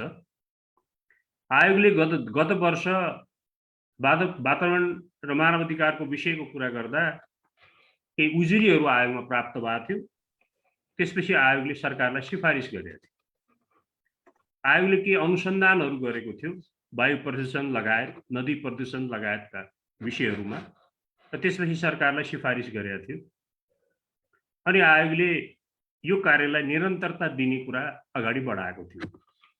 त्यसकारण मलाई के लाग्छ भने राष्ट्रिय मानव अधिकार आयोग जस्तो संस्थाले यो वातावरण संरक्षणको कुरालाई निरन्तर रूपमा अगाडि बढाउनु पर्छ। त्यसको माध्यम भनेको उजुरी ग्रहण गर्ने र सरकारलाई सिफारिस गर्ने, रिसर्चहरू गर्ने र सरकारलाई सिफारिस गर्ने यो हाम्रो मुख्य काम हो। र उपत्यका वातावरण प्रदूषणको विषयमा पनि मानव अधिकार आयोगले कार्य गरेको थियो। मानव अधिकार आयोगहरूको अन्तर्राष्ट्रिय संस्था गान्धीले अहिले एनएचआरआईजहरूलाई चाहिँ आह्वान गरेको छ र गान्धीले अहिले भनेको छ ह्युमन राइट्स एन्ड क्लाइमेट चेन्जमा काम गर्न एनएचआरआईलाई उनले आह्वान गरेको छ। त्यसैले गान्धीको एउटा विषयभित्र पनि यो विषय परेको छ। मेरो विचारमा हाल नेपालको वातावरणको कुरा गर्दा एयर पल्युसन, वायुको प्रदूषण, पानीको प्रदूषण, माटोको प्रदूषण, हिमाल, ग्लेसियर जस्तो ग्लोबल वार्मिङका कुराहरू हाम्रा मूल विषय हो। हामीले अन्तर्राष्ट्रिय कुराहरू धेरै गर्न जाने पनि छौं, बुझ्या पनि छौं। पेरिस कन्फरेन्सका कुरा, एसडीजी गोलको कुरा, 2030 को कुरा, 2050 का कुरा, यी सबै कुराहरू छन्। तर मूल कुरो भनेको एनएचआरआई जस्ता संस्थाहरूले टेक्निकल सपोर्ट लिएर इन्भाइरोमेन्टलिस्टहरू, इन्भाइरोमेन्टका विज्ञहरूको सपोर्ट लिएर हामीले राइट बेस्ड एप्रोचमा काम गर्ने हो, हेर्ने हो, मोनिटरिङ र सिफारिस गर्ने हो। एनएचआरआईले चाहिँ विभिन्न वातावरणका विज्ञहरू, साइन्टिस्टको कुरा आएको छ, विज्ञताका कुराहरू आएको छ, उहाँहरूको निरन्तर हामीले मद्दत लिनुपर्छ। तर हाम्रो मूल काम भनेको राइट बेस्ड एप्रोचमै काम गर्ने। म यसलाई जोड दिन चाहन्छु। एसडीजी गोलका कुरा गर्दा पनि जल थल लगायतका कुराहरूको, स्वच्छताका कुराहरू, त्यो बनाउने कुराहरूमा सबैले सहकार्य गर्नुपर्छ भन्ने छ। अन्तमा एनएचआरसीले नेपालको सन्दर्भमा काम गर्ने भनेको यो क्लाइमेट चेन्ज अन्तर्गत हिमाल र नदीका कुराहरूलाई हामीले चाहिँ विशेष अध्ययन रिसर्च हामी गर्न सक्छौं र संसारमा त्यसको बहस अगाडि बढाउन सक्छौं। 2-4 महिना अगाडि काठमाडौँको हावाको प्रदूषण, एयर पोल्युसन नबिर्सौं कस्तो थियो।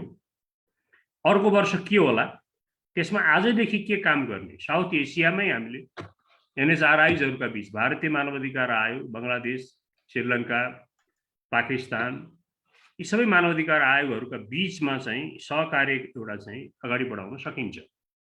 र अर्को कुरा चाहिँ आउँदा 5 वर्षभित्र कोभिड कति समय जान्छ थाहा छैन, तर 5 वर्षको लक्ष्य राखेर राष्ट्रिय मानव अधिकार आयोगले वातावरण र मानव अधिकारको विषयमा एउटा अन्तर्राष्ट्रिय सम्मेलन विशेष गरिकन सगरमाथाको बेस क्याम्प, काला पत्थर भनिन्छ, सगरमाथालाई नै देखाउने गरी अन्तर्राष्ट्रिय सम्मेलनको आयोजना गरेर वातावरणको कुरालाई फोकस गर्न सकियो भने त्यो राम्रो हुन्छ भन्ने मलाई लाग्छ।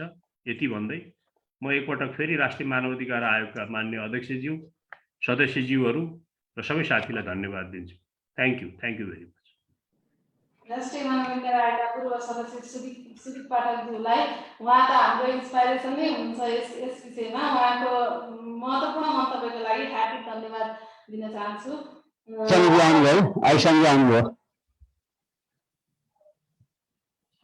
I would like to request Ms. Aisan Lade, Resident Representative UNDP Nepal, for his remarks. Namaste, Honorable Chair and respected dignitaries. Thank you for giving me, thank you for inviting me and also giving me a little few minutes of sharing of my thoughts about this very important day. And after listening to so many very quality discussions, the dignitaries who spoke before me, very renowned scientists from home and abroad. And when I looked at the notes that I prepared, almost everything was covered. So it's when you come at the end, I think that is the advantage, because everything has been said. Nevertheless, since I've been given a little opportunity, I would like once again to congratulate and thank the National Human Rights Commission for bringing all this knowledge from everywhere, including localities, dialect, I heard dialect, and from Australia and elsewhere to a same room, virtual room, and share discussions. And I think somebody said, I think it's Dr. Mehta, it should be every day, and it should be everywhere, and it should be also that it should become our daily conversation, not only conversation, but also action, if we are really serious of restoring the ecosystem.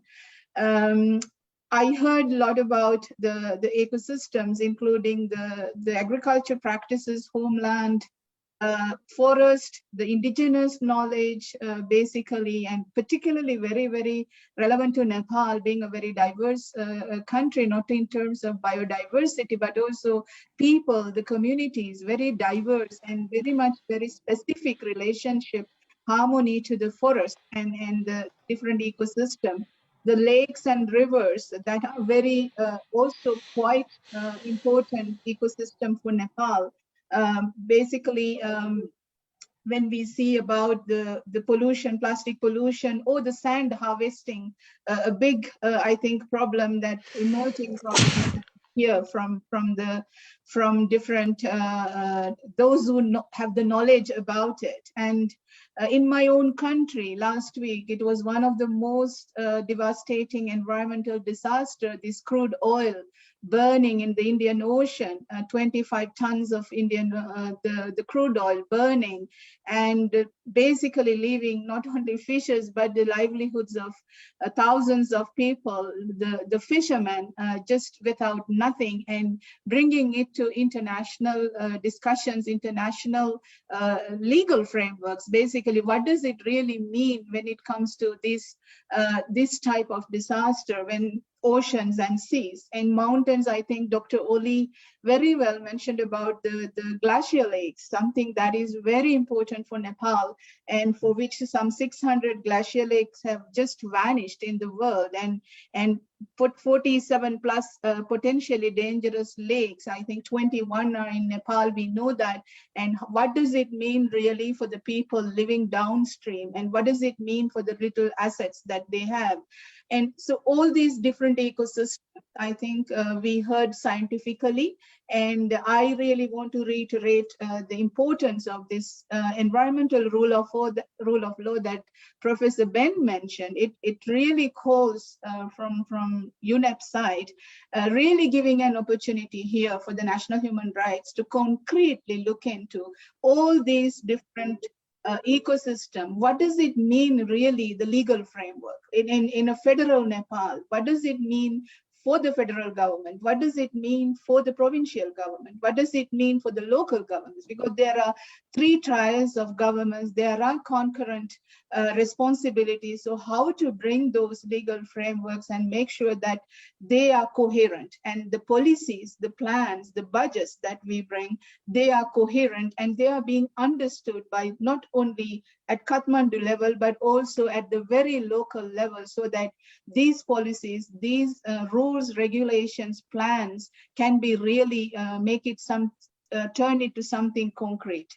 Not only that, it is also, I think some of you mentioned, and I really liked, at least you managed to get one woman into your panel, and she was one of the only stars were there and presenting the scientific data and research side. That is extremely important that a National Human Rights Commission advocate for the data, because if without data, you can't monitor and you can't really make justice without data to show the differences, to show the injustice that could appear in managing and in protecting the human, the natural resource base that we have.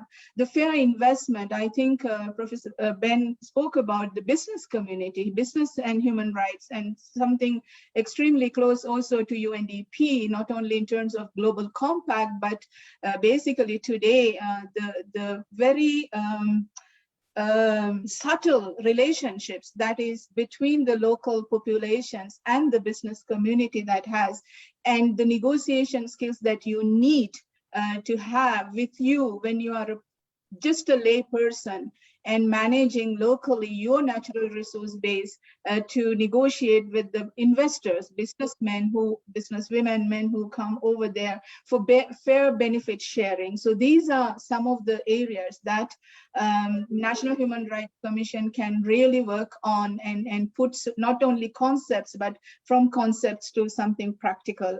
Last but not least, how to keep an eye on the decision makers, the leaders, to make them accountable, how to make the social justice system is sound and robust, and how to bring election commission or the parliamentarian commission or the supreme audit institution or civic engagement, civil society, those who are taking part today, to together and converge together, so that coherence in terms of, because environment is not hopefully yet a controversial agenda in Nepal, and obviously there are certain elements that we could always debate, but as far as we can to bring these different partners together so that we rightfully address the issues related to accountability and the justice around the environmental rule of law legal framework, that the conceptual framework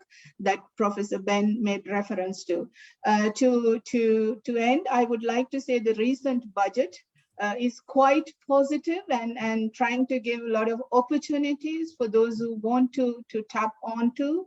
It speaks about a million saplings planting, the tax subsidies, the electricity, including also ban import of plastic bags, electric buses. So there are a lot of ideas that are being put forward through the budget. So now what does it really concretely mean for a mayor or a deputy mayor or a ward chair who are elected by the local population? What does it really mean for them? What does it really mean for them to concretely give something back to the population? And I think that is where we should be working on, and that is where UNDP and UNEP, FAO, and all other UN agencies most probably who already invested in would like to come to, so that whatever we do, we can perhaps stop and perhaps prevent and hold or reverse as we say, the harmful practices that we are doing, and to be part of this, what they call the generation restoration for the next decade, at least the 10 years. So with that, I would like to once again thank you for giving me the opportunity and to assure that UNDP is with you and will be with you in whatever the way that you want to take this 10 years for and beyond forward. Thank you very much. Thank you very much, Ms. Aisha Nilave, for your wonderful remarks. अब म यसै गरी सर्वोच्च अदालत बार एसोसिएसनका पूर्णमान साक्यज्यूलाई आफ्नो भनाइ 2 मिनेटभित्र राखिदिन हुनको लागि हार्दिक अनुरोध गर्दछु।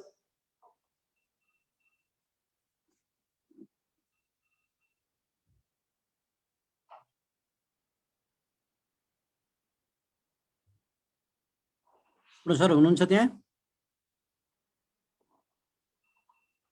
भए जस्तो लागेन, अगाडि बढाउनु। हुनुहुन्न। अब रेस्पोन्सतिर जाउँ अब हाम्रो साथीहरूले 5-2 मिनट कति minute रेस्पोन्सतिर।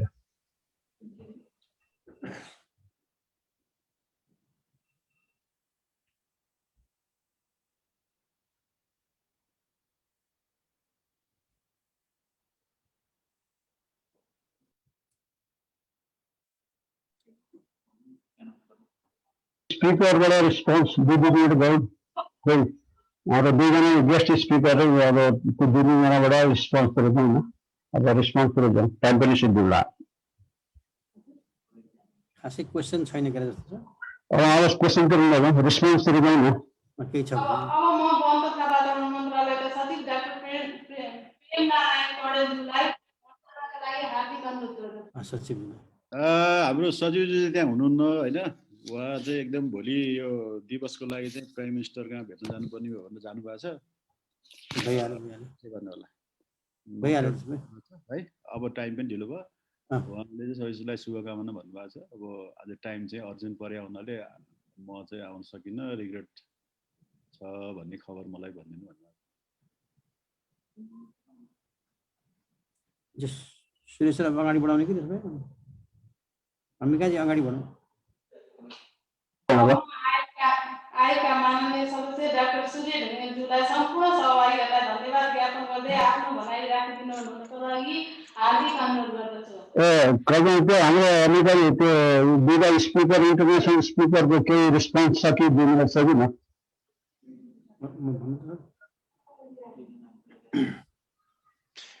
Yes, I would like to say something if I may. Please, yeah. Please.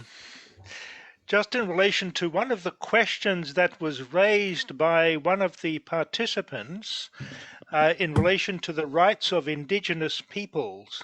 Yeah. There is now quite a lot of literature on the question of protecting the rights of indigenous peoples, particularly when we're thinking about land rights. Some recent writing talks about the fact that the global plan, the global biodiversity framework that is going to be dealt with later this year in Kunming in China at the Conference of the Parties, that is probably going to make the same kind of mistake as has been done in the past, in terms of not recognizing the rights and the roles of people who live in and with nature. So in the chat box there have been a couple of remarks about indigenous peoples and land rights. I agree with those remarks. What we need to do is to recognize the land rights of indigenous people, not just in Nepal, but in many other countries as well, but also recognize that they have a very positive role to play. And just to quote that the failing to recognize that the best way to protect nature is to protect the human rights of those who live in nature. Failure to do that makes the same mistake as in the past. So we really need to think about this, and this is where the national human rights institutions across Asia, and in particular in Nepal, can think about that and say, this is important. indigenous local peoples' rights are important. They need to be recognized in law, and that the Commission should fight for those rights itself. Thank you.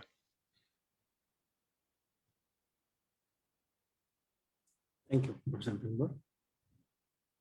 MC नेताज्यूको पनि केही भनाइ भए यहीँ राखिदिनु हुनुको लागि हार्दिक अनुरोध गर्दछु। Mr. Mehta, if you have some last minute remarks.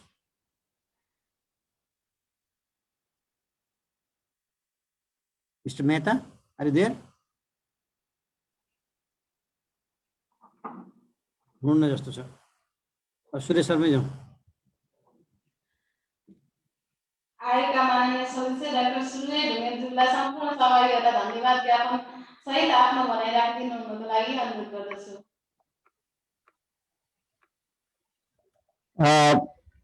Thank you, Anita-ji.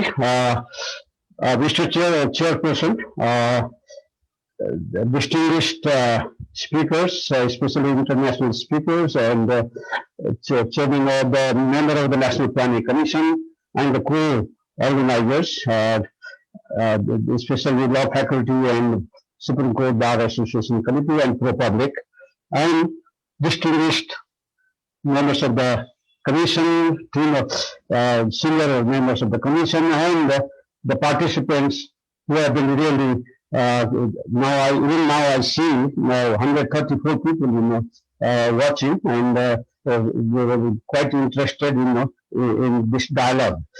And first of all, I would like to thank just all the speakers, and especially since today is the World Environment Day, the UN Miss Aishani Lad, she actually raised a very important, and she assured us the full cooperation and support of UNDP in ensuring, actually creating legal framework and rule of law, linking it with the rule of law to address human rights issues as well as the environmental issues. And she highlighted, she emphasized on social justice aspect, and that is very, from UN perspective, I think the whole year she probably speaking on behalf of the words of the whole UN system. Many thanks for her. Especially Planning Commission, this Dr. Wali and all international speakers and national speakers, many thanks to you for agreeing to our invitation and really sharing your views, very qualitative views, as Aishanila mentioned. And the debate, the quality of debate today was quite remarkable, and we agree that the participation of the local community, and especially from gender perspective, probably we could in future try to balance the inclusivity as well as from gender perspective, also from the speakers panel as well as the participants. Dr. Oli, since he mentioned he highlighted the impact of climate change aspect, and Professor Gandhar, of course, just based on his study, ongoing study with the unit, and the importance of just human rights, environmental human rights defenders, and the rule of law framework, and actually given us some comparative examples as to Mongolia and Philippines, how we can benefit from the legal framework that they have there. And we see, as we have been talking with the Professor Gandhar, that our collaboration with the institutions like with the law faculty, ProPublic, and Supreme Court Bar Association and Human Rights Commission, and the institutions abroad, international and national. Actually, there are a lot of opportunities that we see from the ideas that have been shared today.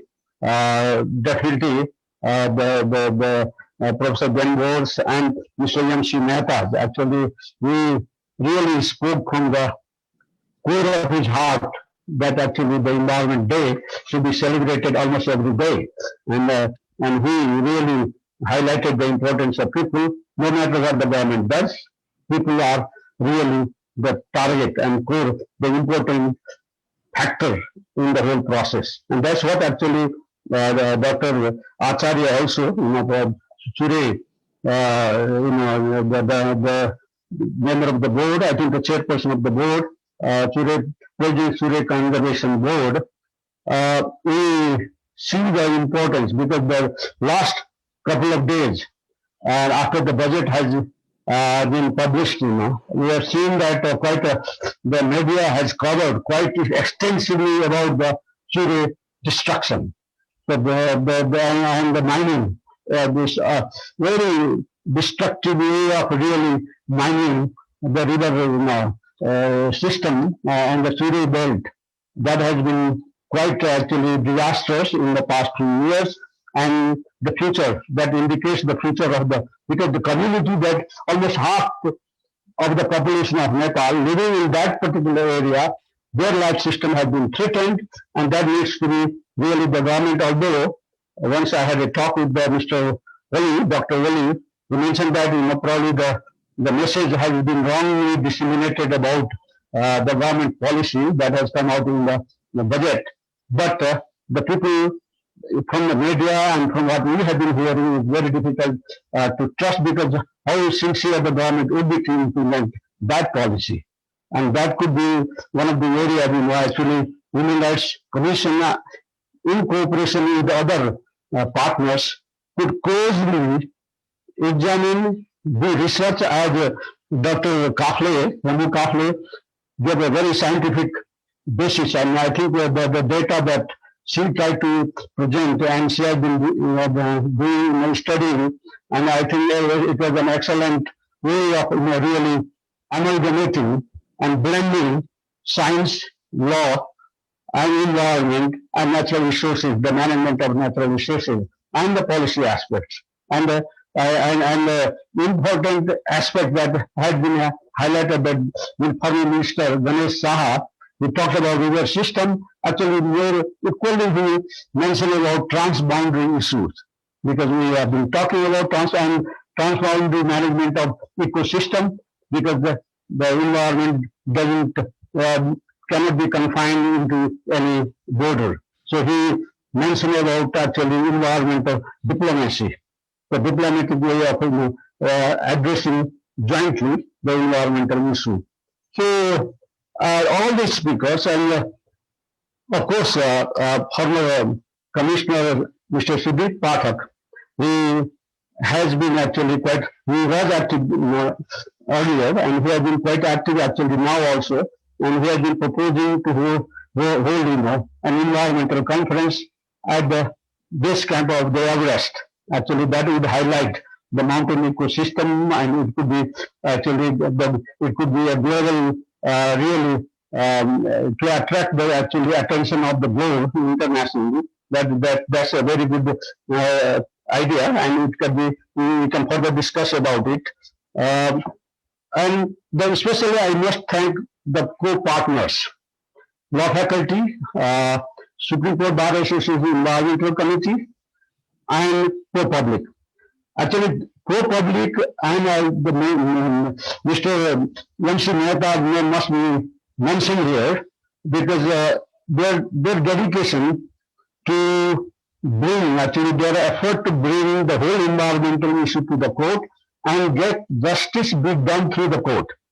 The whole access to justice aspect, socio-economic and cultural aspect, they have been focusing, and Mr. Mehta has been actually awarded internationally about really the addressing, trying to bring the environmental issue, get the policy decision done through the court system as well. And that was actually a great contribution to the conservation of environment in India and around the world. And ProPublic has been doing similarly, and the law schools actually they have been trying to introduce more environmental issues, and probably the interns, and they have been encouraging interns, to come to various agencies and really have a practical study of the environment. So I think it will be a very good scientific, legal, policy aspect, and the institutional aspect globally, and UNEPs as well as UNDP and the other UN system, as we heard in today that the assurances from Aisani lab and then board, they and MC Mehta, they are always ready to cooperate.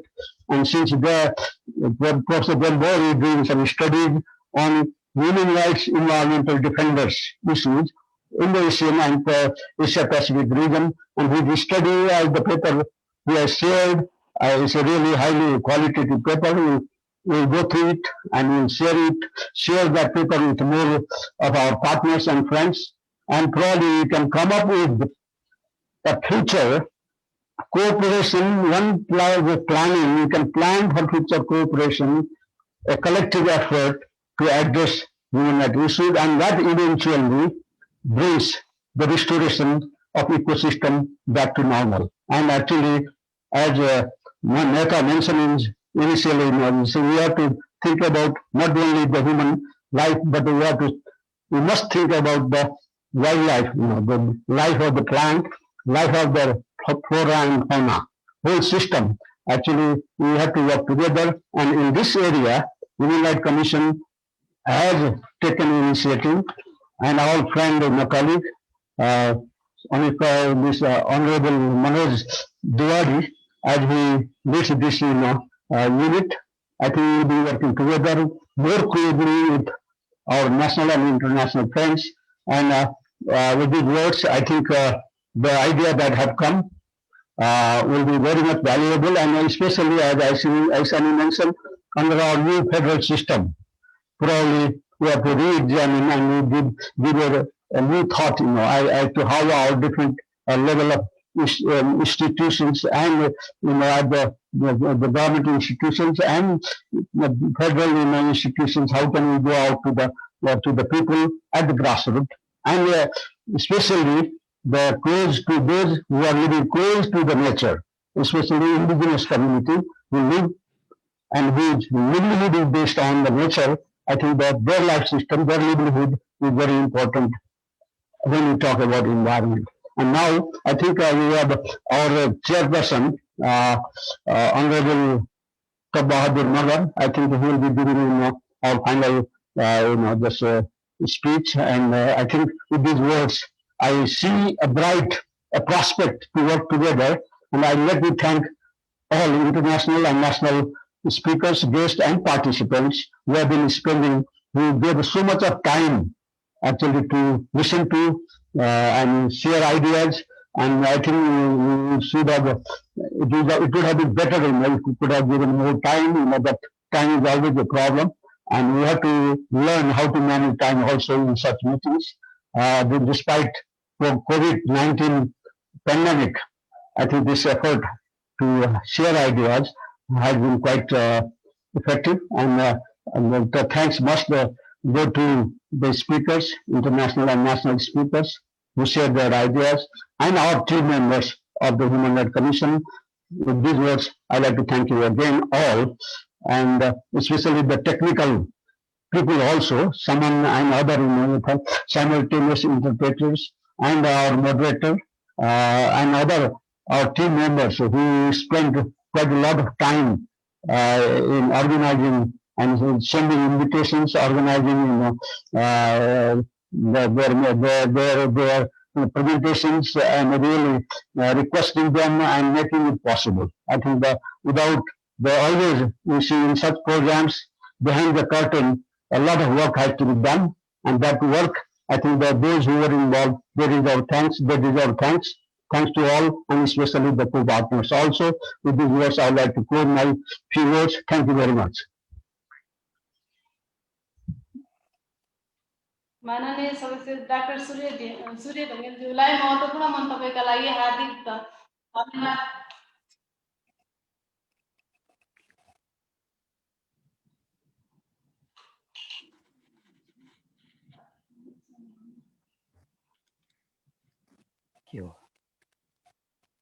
Hello hello, के भयो? आवाज गयो नि। हजुर के भयो होला? आवाज अहिले त आयो, आवाज गएको थियो।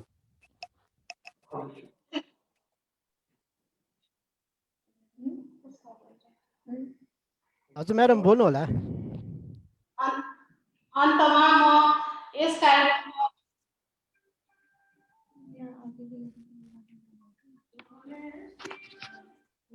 आवाज गयो है फेरि के भयो?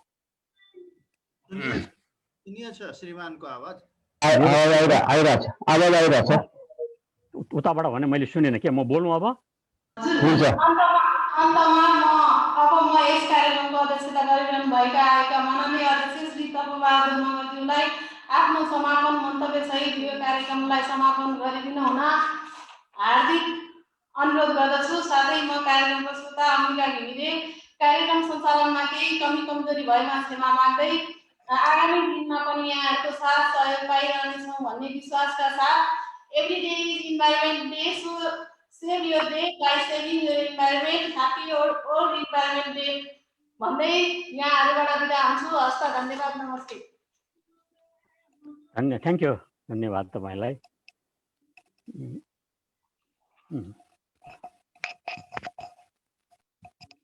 Prominent international expert on environment, government representatives, UN resident representative Ashayani Maga Ganguda Alabi, and distinguished guests. I thank you all the speakers from abroad and home country. They have contributed a lot to make success this program. As I understand, WED established in 1972 by the UN. Only after 2 years, in 1974, the first World International Day, World Environment Day was held with the theme Only One Earth. That was the first Environment Day celebration. The idea for rotating the center for the activities through different host countries began only in 1987. Now this celebration is on June 5th annually and is the UN's principal vehicle for the encouraging awareness and action for the protection on environment. The theme of celebration of this year is eco restoration and host city Pakistan. The theme will focus on retrieving or recovering our ecosystem and aid the undamaged resources. We all know last year we got locked down and the environment was so bad. Situation was so bad. But what happened, after the few months, we got the clear sky and people could get to respiration and the clean and good weather. That was the situation. Though there was a pandemic of the COVID-19, the situation made the environment little better. That was the situation.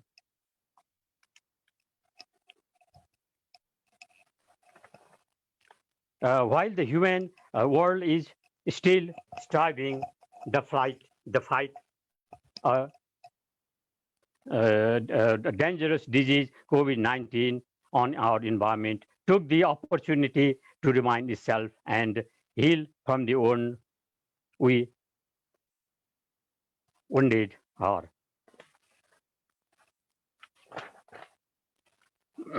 This was the situation of the world, and regarding the constitution provision of our environment, I would like to say the constitution of Nepal safeguarding the rights of every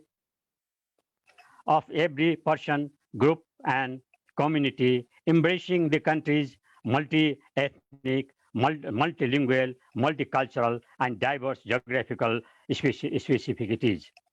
Article 30 of the Constitution ensures the right to clean environment, It provides that every citizen shall have the right to live in a clean and healthy environment. This is the situation. This is the provisions made in our constitution. The next provision is the victim shall have the right to obtain compensation in accordance with law for any injury caused from environmental pollution or degradation. This is the situation of getting compensation from the person who have caused injury to the person. It is also mentioned in the article, this shall not be deemed to prevent the making of necessary legal provision for a proper balance between the environment and development in development work of the nation. This is the provision made in the constitution. If there is a developmental work, that should be not affected by the provisions of the above said conditions. This is the provisions made in the our constitution, present constitution. Just I would like to say one thing, the theme which which was made in the provisions in the environmental celebration day, that was many themes. Only in 1987, the provision was made to rotate the provisions, to rotate the country to celebrate this, International Day celebrations. And 1978, there was a provision made in the Celebration Day Committee that the theme of the Celebration Committee was development and development without destruction. That was the theme of the 1970 year Celebration Day. This means development work should be taken, but there should not be destruction while making the development in the country. That was the provisions. And in 1980, another theme was created. The theme was a new challenges for the new decade, development without distractions. That was a challenge because country has to make developments in various fields, but there must not be destruction while doing developments. There was the provisions made in the theme on the celebration day of 1980. This I said because we are taking many developmental works in our country, and for that period, we must not make any destruction while carrying out our development works. We know there is a airport work going on in Nizhgard. At Nizhgard, the development work on airport is going on because we need transportation for development. It is said in economics, trade and industries are the backbone of a country, but transport and communication are its nerves. Without nerves, as you know, in our body, there are backbones, head, nose, and nerves. If there is no nerves, there will be no circulation of blood. We need circulation of blood to function our body. Similarly, for the development of country, we need transport and communication. Unless there is provision of transport and communication, we can no longer develop our country. So we need airport in our country. The airport which is in Kathmandu, that is not sufficient for transportation work. So we need another international airport, and government proposed international airport in Nizhgard. But environmentalists, they opposed it. They say, no, we can't, government can't make airport here because they will have to cut many trees, thousands of trees, they have to cut it. And that will be badly affected. That will badly affect the environment. Unless and until trees are cut, the trees are destructed, there is destruction. So the airport will not be, the construction work cannot be cannot be done during that, in that place. So they proposed They opposed it, and the case is still lying in the court. That is sub judice. The court will say a landmark decision will come, and we will say what will be the situation. Because there is a challenge. Unless until there is a destruction, no development work can be done. That was the theme of the 1980 International Day, Environment Day Celebration Committee. That was the situation. And in that situation, I would like to say one story here regarding the regarding the protection of preservation, protection, and improvement of the environment, a prerequisite for the benefit of present and future generation. There is a story which I did when I was a schoolboy. There was a king who went for hunting in a forest. In a nearby forest, there was a village. And when a king reached there, he saw an old man planting a mango tree. The king was surprised. The old man is planting a tree, and he went and asked with the old man, what you are doing? The old man replied, Your Majesty, I am planting mango trees. And the old man planting the mango tree, and the king was surprised and asked, do you expect to eat mango from this tree? The old man answered, that's not sure. How long do I survive? I don't know. I can't say. That all depends upon Almighty. I can't say. The king then asked, then why are you planting this tree? When you don't expect to eat the mango from this tree, why do you take trouble to plant this tree? The old man smiled and said, Your Majesty, I am taking mangoes from the trees which were planted by my forefathers. Had not my forefathers planted mango trees, I couldn't have got the opportunity to take the mangoes from the tree. That's why I am planting trees, because I am not expecting to eat the mangoes from this tree. But unless and until I plant mango trees, my sons and great grandsons, they won't have the opportunity to take mango from the trees. So I am working hard for my children. That's why. This is the theme of this celebration is also, this program also is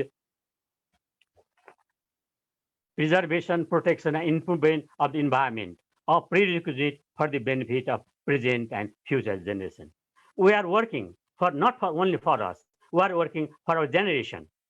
Also, the team, the environmentalists who opposed the case, which is in Supreme Court, they said, if all the trees are cut and the airport is made, there will be a bad impact on environment. If there is no tree, no trees are there, there will be no good environment, and people will suffer. That was their version. Let us see what will the decision of Supreme Court. We'll have to wait and say the landmark judgment will be coming. I think the case has not been decided so far, I know. And anyway, this is the situation. And we have to do many works for the protection of environment. As our ex-member has already said, a few months before, there were the dark smog, and it was very difficult to take even respiration. It was very difficult for the old people, actually. It has totally, slowly the situation has changed. And we have now, we could see, not totally, but a few blue skies. That's clean sky. That will make us easy to breathe. That's clean air we can get by now. This is due to this, I should say, prohibitory order. No vehicles are moving, limited vehicles are moving, and the brick factories and industries, they have been stopped, and they are not producing black carbon dioxide. That's why we are getting easier, the climate, the environment, something better. That's the problem. That's the situation right now. And I have to say, Human Rights Commission has also done something to improve the situation of the country, to improve the environment of the country. Though it has not been successful to do totally. Anyway, we have to say we are doing something, and we'll do more in this to come. We know, as our ex-commissioner has already said, National Human Rights Commission, they have taken survey, they have conducted monitoring, and given a report regarding the this situation of the environment in the country, in our country, and especially in our capital. The situation was something improving now, but the cause is I've already told. This situation improved. We are seeing clean blue skies due to this stoppage of bricklaying and industrial activities. These are the cause.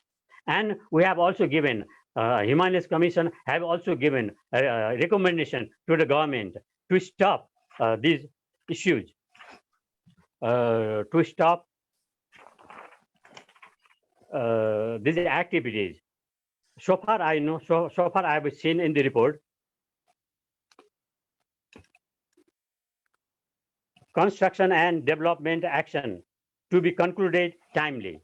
It was in the report. It is given to the government. If the government allows the contractors to complete the development works in time, now if you go on extending the times to them, it will take longer time. So every development work should be completed within the limited time. So this was the recommendation given to the government. It is said construction and development activities should be concluded timely, abiding human rights friendly environment. This was the first recommendation given by the NHRC Human Rights Commission in the report, which I have read in the our published report. Vehicle management. Regarding the vehicle management, the implementation of standards and laws to control and prevent production of carbon dioxide and black carbon, that should be done. Strict implementation steps should be taken. Otherwise, if we couldn't control the vehicle management system, they will produce more carbon, and the situation of the country will be, the pollution country situation will be gone very bad. The other is initial environmental examination, IEE, and environmental impact assessment, EIA, cause to implement effective IEE and IEA, providing directions to the concerned agencies. I mean, the government should order to the concerned agency to strictly follow the environmental impact assessment and IEE implement effectiveness. Otherwise, if this is not followed rightly, the industries will be established. They may misuse the situation, and the country will be badly affected by pollution, smoke, something like that. Also, the next recommendation is waste collection and management should be done timely. Timely dispose of waste and in line side field. The waste which is collected in the roads, that should be disposed in time.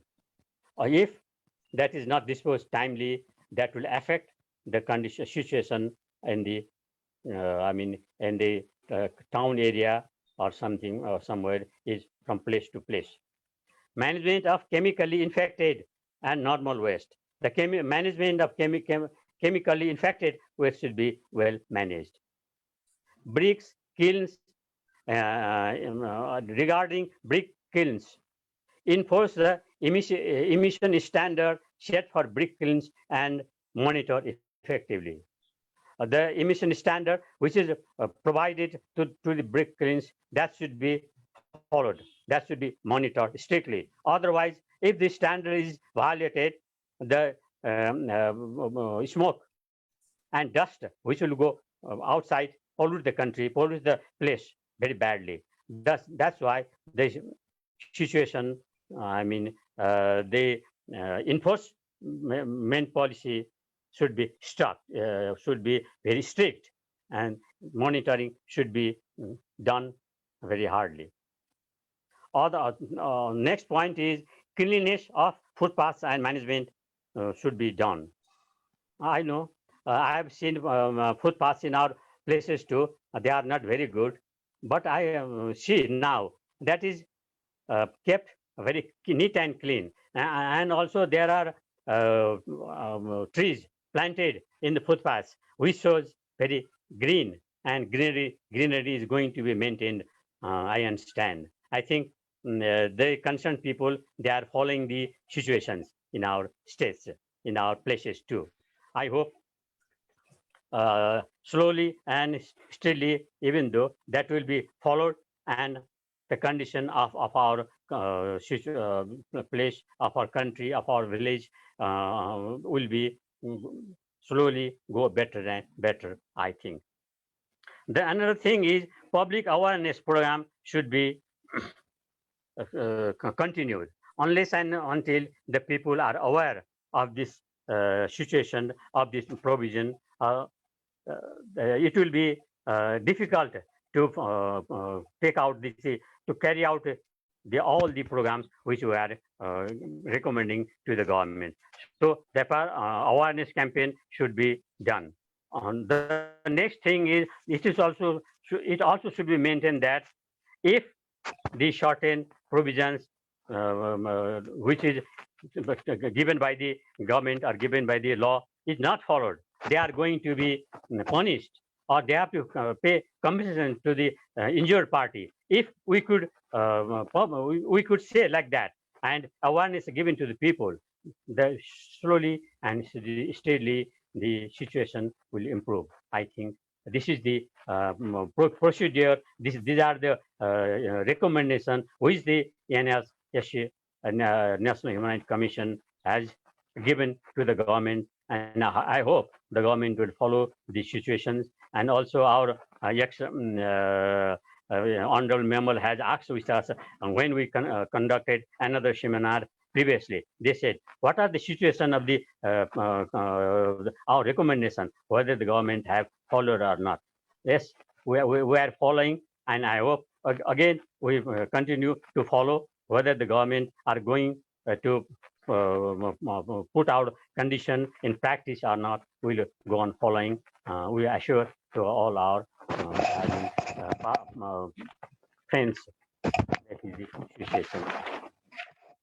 Also, we have noted the issues raised during the open session, and we have noted, and also our speaker has answered some few questions raised by our listeners from outside.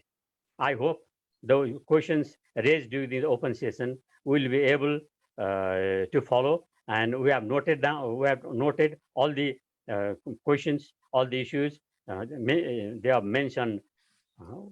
I hope in future we can fulfill their wishes. Let us hope. Now, regarding the issues placed by our international speakers, just I will have to say something about that. Our senior advocate M.C. Mehta, and also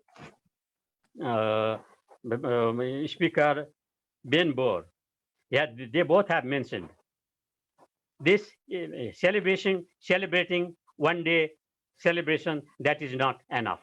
Yes, that's right. Celebrating one day celebration is not enough. We have to celebrate every day. As Ben Boer has mentioned, his mother used to say, Mother Day is one day. No, Mother Day, every day is Mother Day. You have to respect your mother every day, as he has said. So far I understand, yes. Mother, Earth is our mother. So we have to respect our mother every day, not once in a year. That's right. Both of them are right. And we have to take care of our mother. That means we have to put our all strength to clear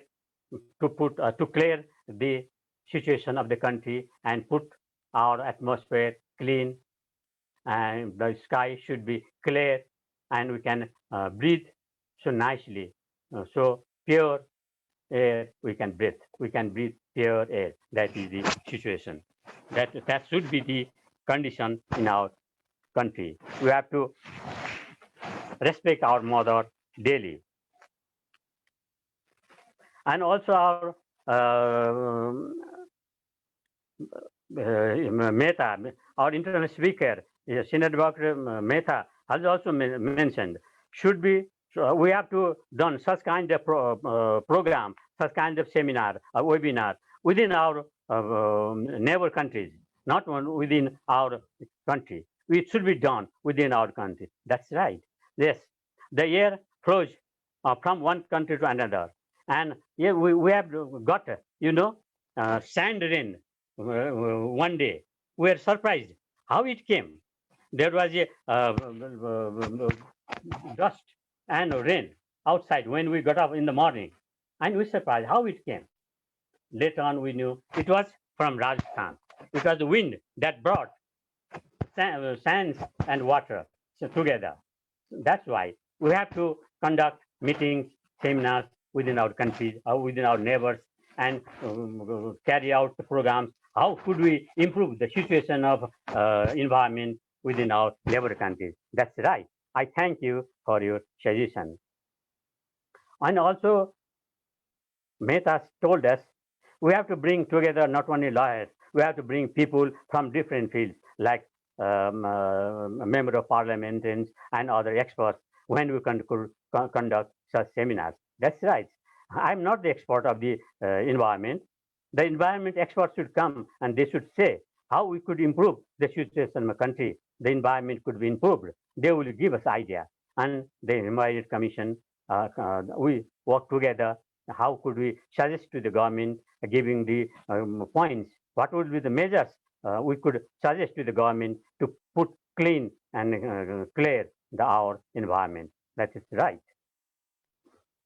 Yes, I am very happy to hear that Mehta was here in the case, Godavari Marble case.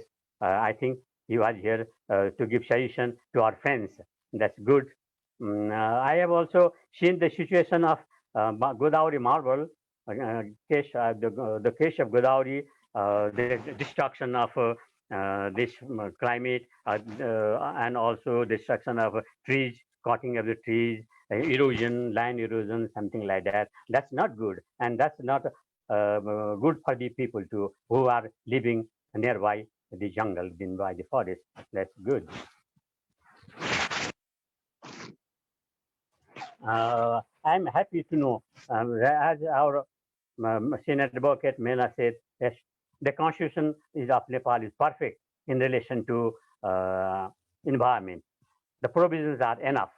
Those provisions we are put in the Nepalese constitution, that is enough.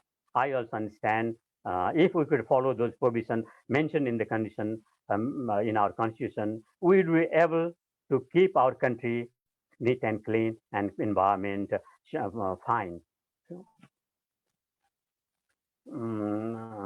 Yes, the next thing also mentioned, we can't live without plant and animals. Yes, we have to, as I've said, as I've told a story, the old man and the mango tree. Yes, we need plant, we need fruits, and also we need animals nearby. Without this, it is not possible. Our ecosystem will not be very viable. We should have biotic, abiotic, abiotic, all the issues that should be in our ecosystem. That's good. Thank you very much, Mehtaji. And also, we'll take your points. We have to unite together. Yes, unity is strength. When we unite, when you work together with neighbors, we can do better in every field, in every sphere. That's why we have to be united. with neighbors. Thank you. Thank you, Sunaji. And also regarding Bon Beer, yeah, Ben Boer, he has also said, he has given the definition of environment and human rights defender. That's good. We'll follow his the definition in future. And also he's told about the funding of funding about the Human Rights Commission of Philippines. There is no funding. How could they work? Yes, fund is a necessity, and that should be, fund should be independent. The fund should be not government control. When they got fund, they should have the power to use according to the policy of the Human Rights Commission. That should be done. Regarding the human rights defenders issues, Ben Boer has given the example of Mongolia, protection of human rights situation, human rights defenders condition. That should be followed even in our countries, something like that. He said, yes, we try to do, and we also say that's a good example. We have to defend our human rights defenders, protect our human defenders. Unless and until we defend them, they won't be able to work hardly and to work fully confidently. We have to protect them from different angles. We have to do like that. This human rights also our Ganesh, the ex-minister Ganesh Raji also told some people have been martyred while working in the field of human rights as a human rights defender. That should also be protected. This should also be protected. Yes, we'll also take steps toward that thing. Many issues has come and Ganesha also mentioned we need Clear Water Act because this water is not only for human beings. Human beings, they can take water, bottled water, even they can import from outside. But the animals, birds, they don't get good water. That's why the water cleaner act should be brought and water should be clean in our ponds, in our rivers, everywhere. If we could, that should be done. Clean water project should be carried out, and we need Clean Water Act. Okay, we'll try. We'll recommend these issues to our government. I hope government will be able to carry out such programs. We hope. Regarding the other issues, many speakers have given so many issues. I hope we have not been able to. I have not been able to write all the issues. But I know our staff, they have all noted issues. All they have mentioned. All our speakers have mentioned. They have noted, and we will collect all those issues and discuss and we'll try to try to translate it into actions that will be done. I will assure you all to carry out the suggestions given by all the speakers. We will be able to. I think our staff have been able to collect it, and that will be translated into actions. That I will assure you. And also, my thanks to our regional representative who have clearly mentioned that UNDP with Human Rights National Human Rights Commissions. I thank you, and I appreciate your idea. We'll work together. We are working and we'll work together in the future too. I've taken much time. I think we have spent more than 3 hours, and I thank you all for your presentation, for your suggestions, and I hope we'll be able to carry out all those suggestions. Those suggestions are so valuable. We'll put all those suggestions into actions in days to come. So I would like to thank Faculty of Law, TU Environmental Law Committee, Supreme Court Law Committee, Supreme Court Bar Association, Pro Public Nepal, prominent environment expert, Professor Dr. Ben Boer, Senior Advocate Mr. M.C. Mehta, Environment Expert Dr. Hemu Kafle, Engineer and ex-Minister Mr. Ganesha, President Churi Protection Board Member Secretary Dr. Krishna Acharya, former Dean Chairperson of the Supreme Court Bar Association, Environment Committee, Professor Dr. Sapkota, UN Resident Representative Mr. Ashani Madagui Labi, ex-member Sudhi Pathak, and all the speakers. If I've missed any names, I also like to thank our member, our honorable member, Shuri Dhungel and Manoj Khatioda, who have worked hard to make this program a great success. I thank you. I thank them both from bottom of my heart, and also to all our staffs who have given their time and worked hard to make this program success. Thank you very much. And I declare the end of this program. Thank you all. Namaste.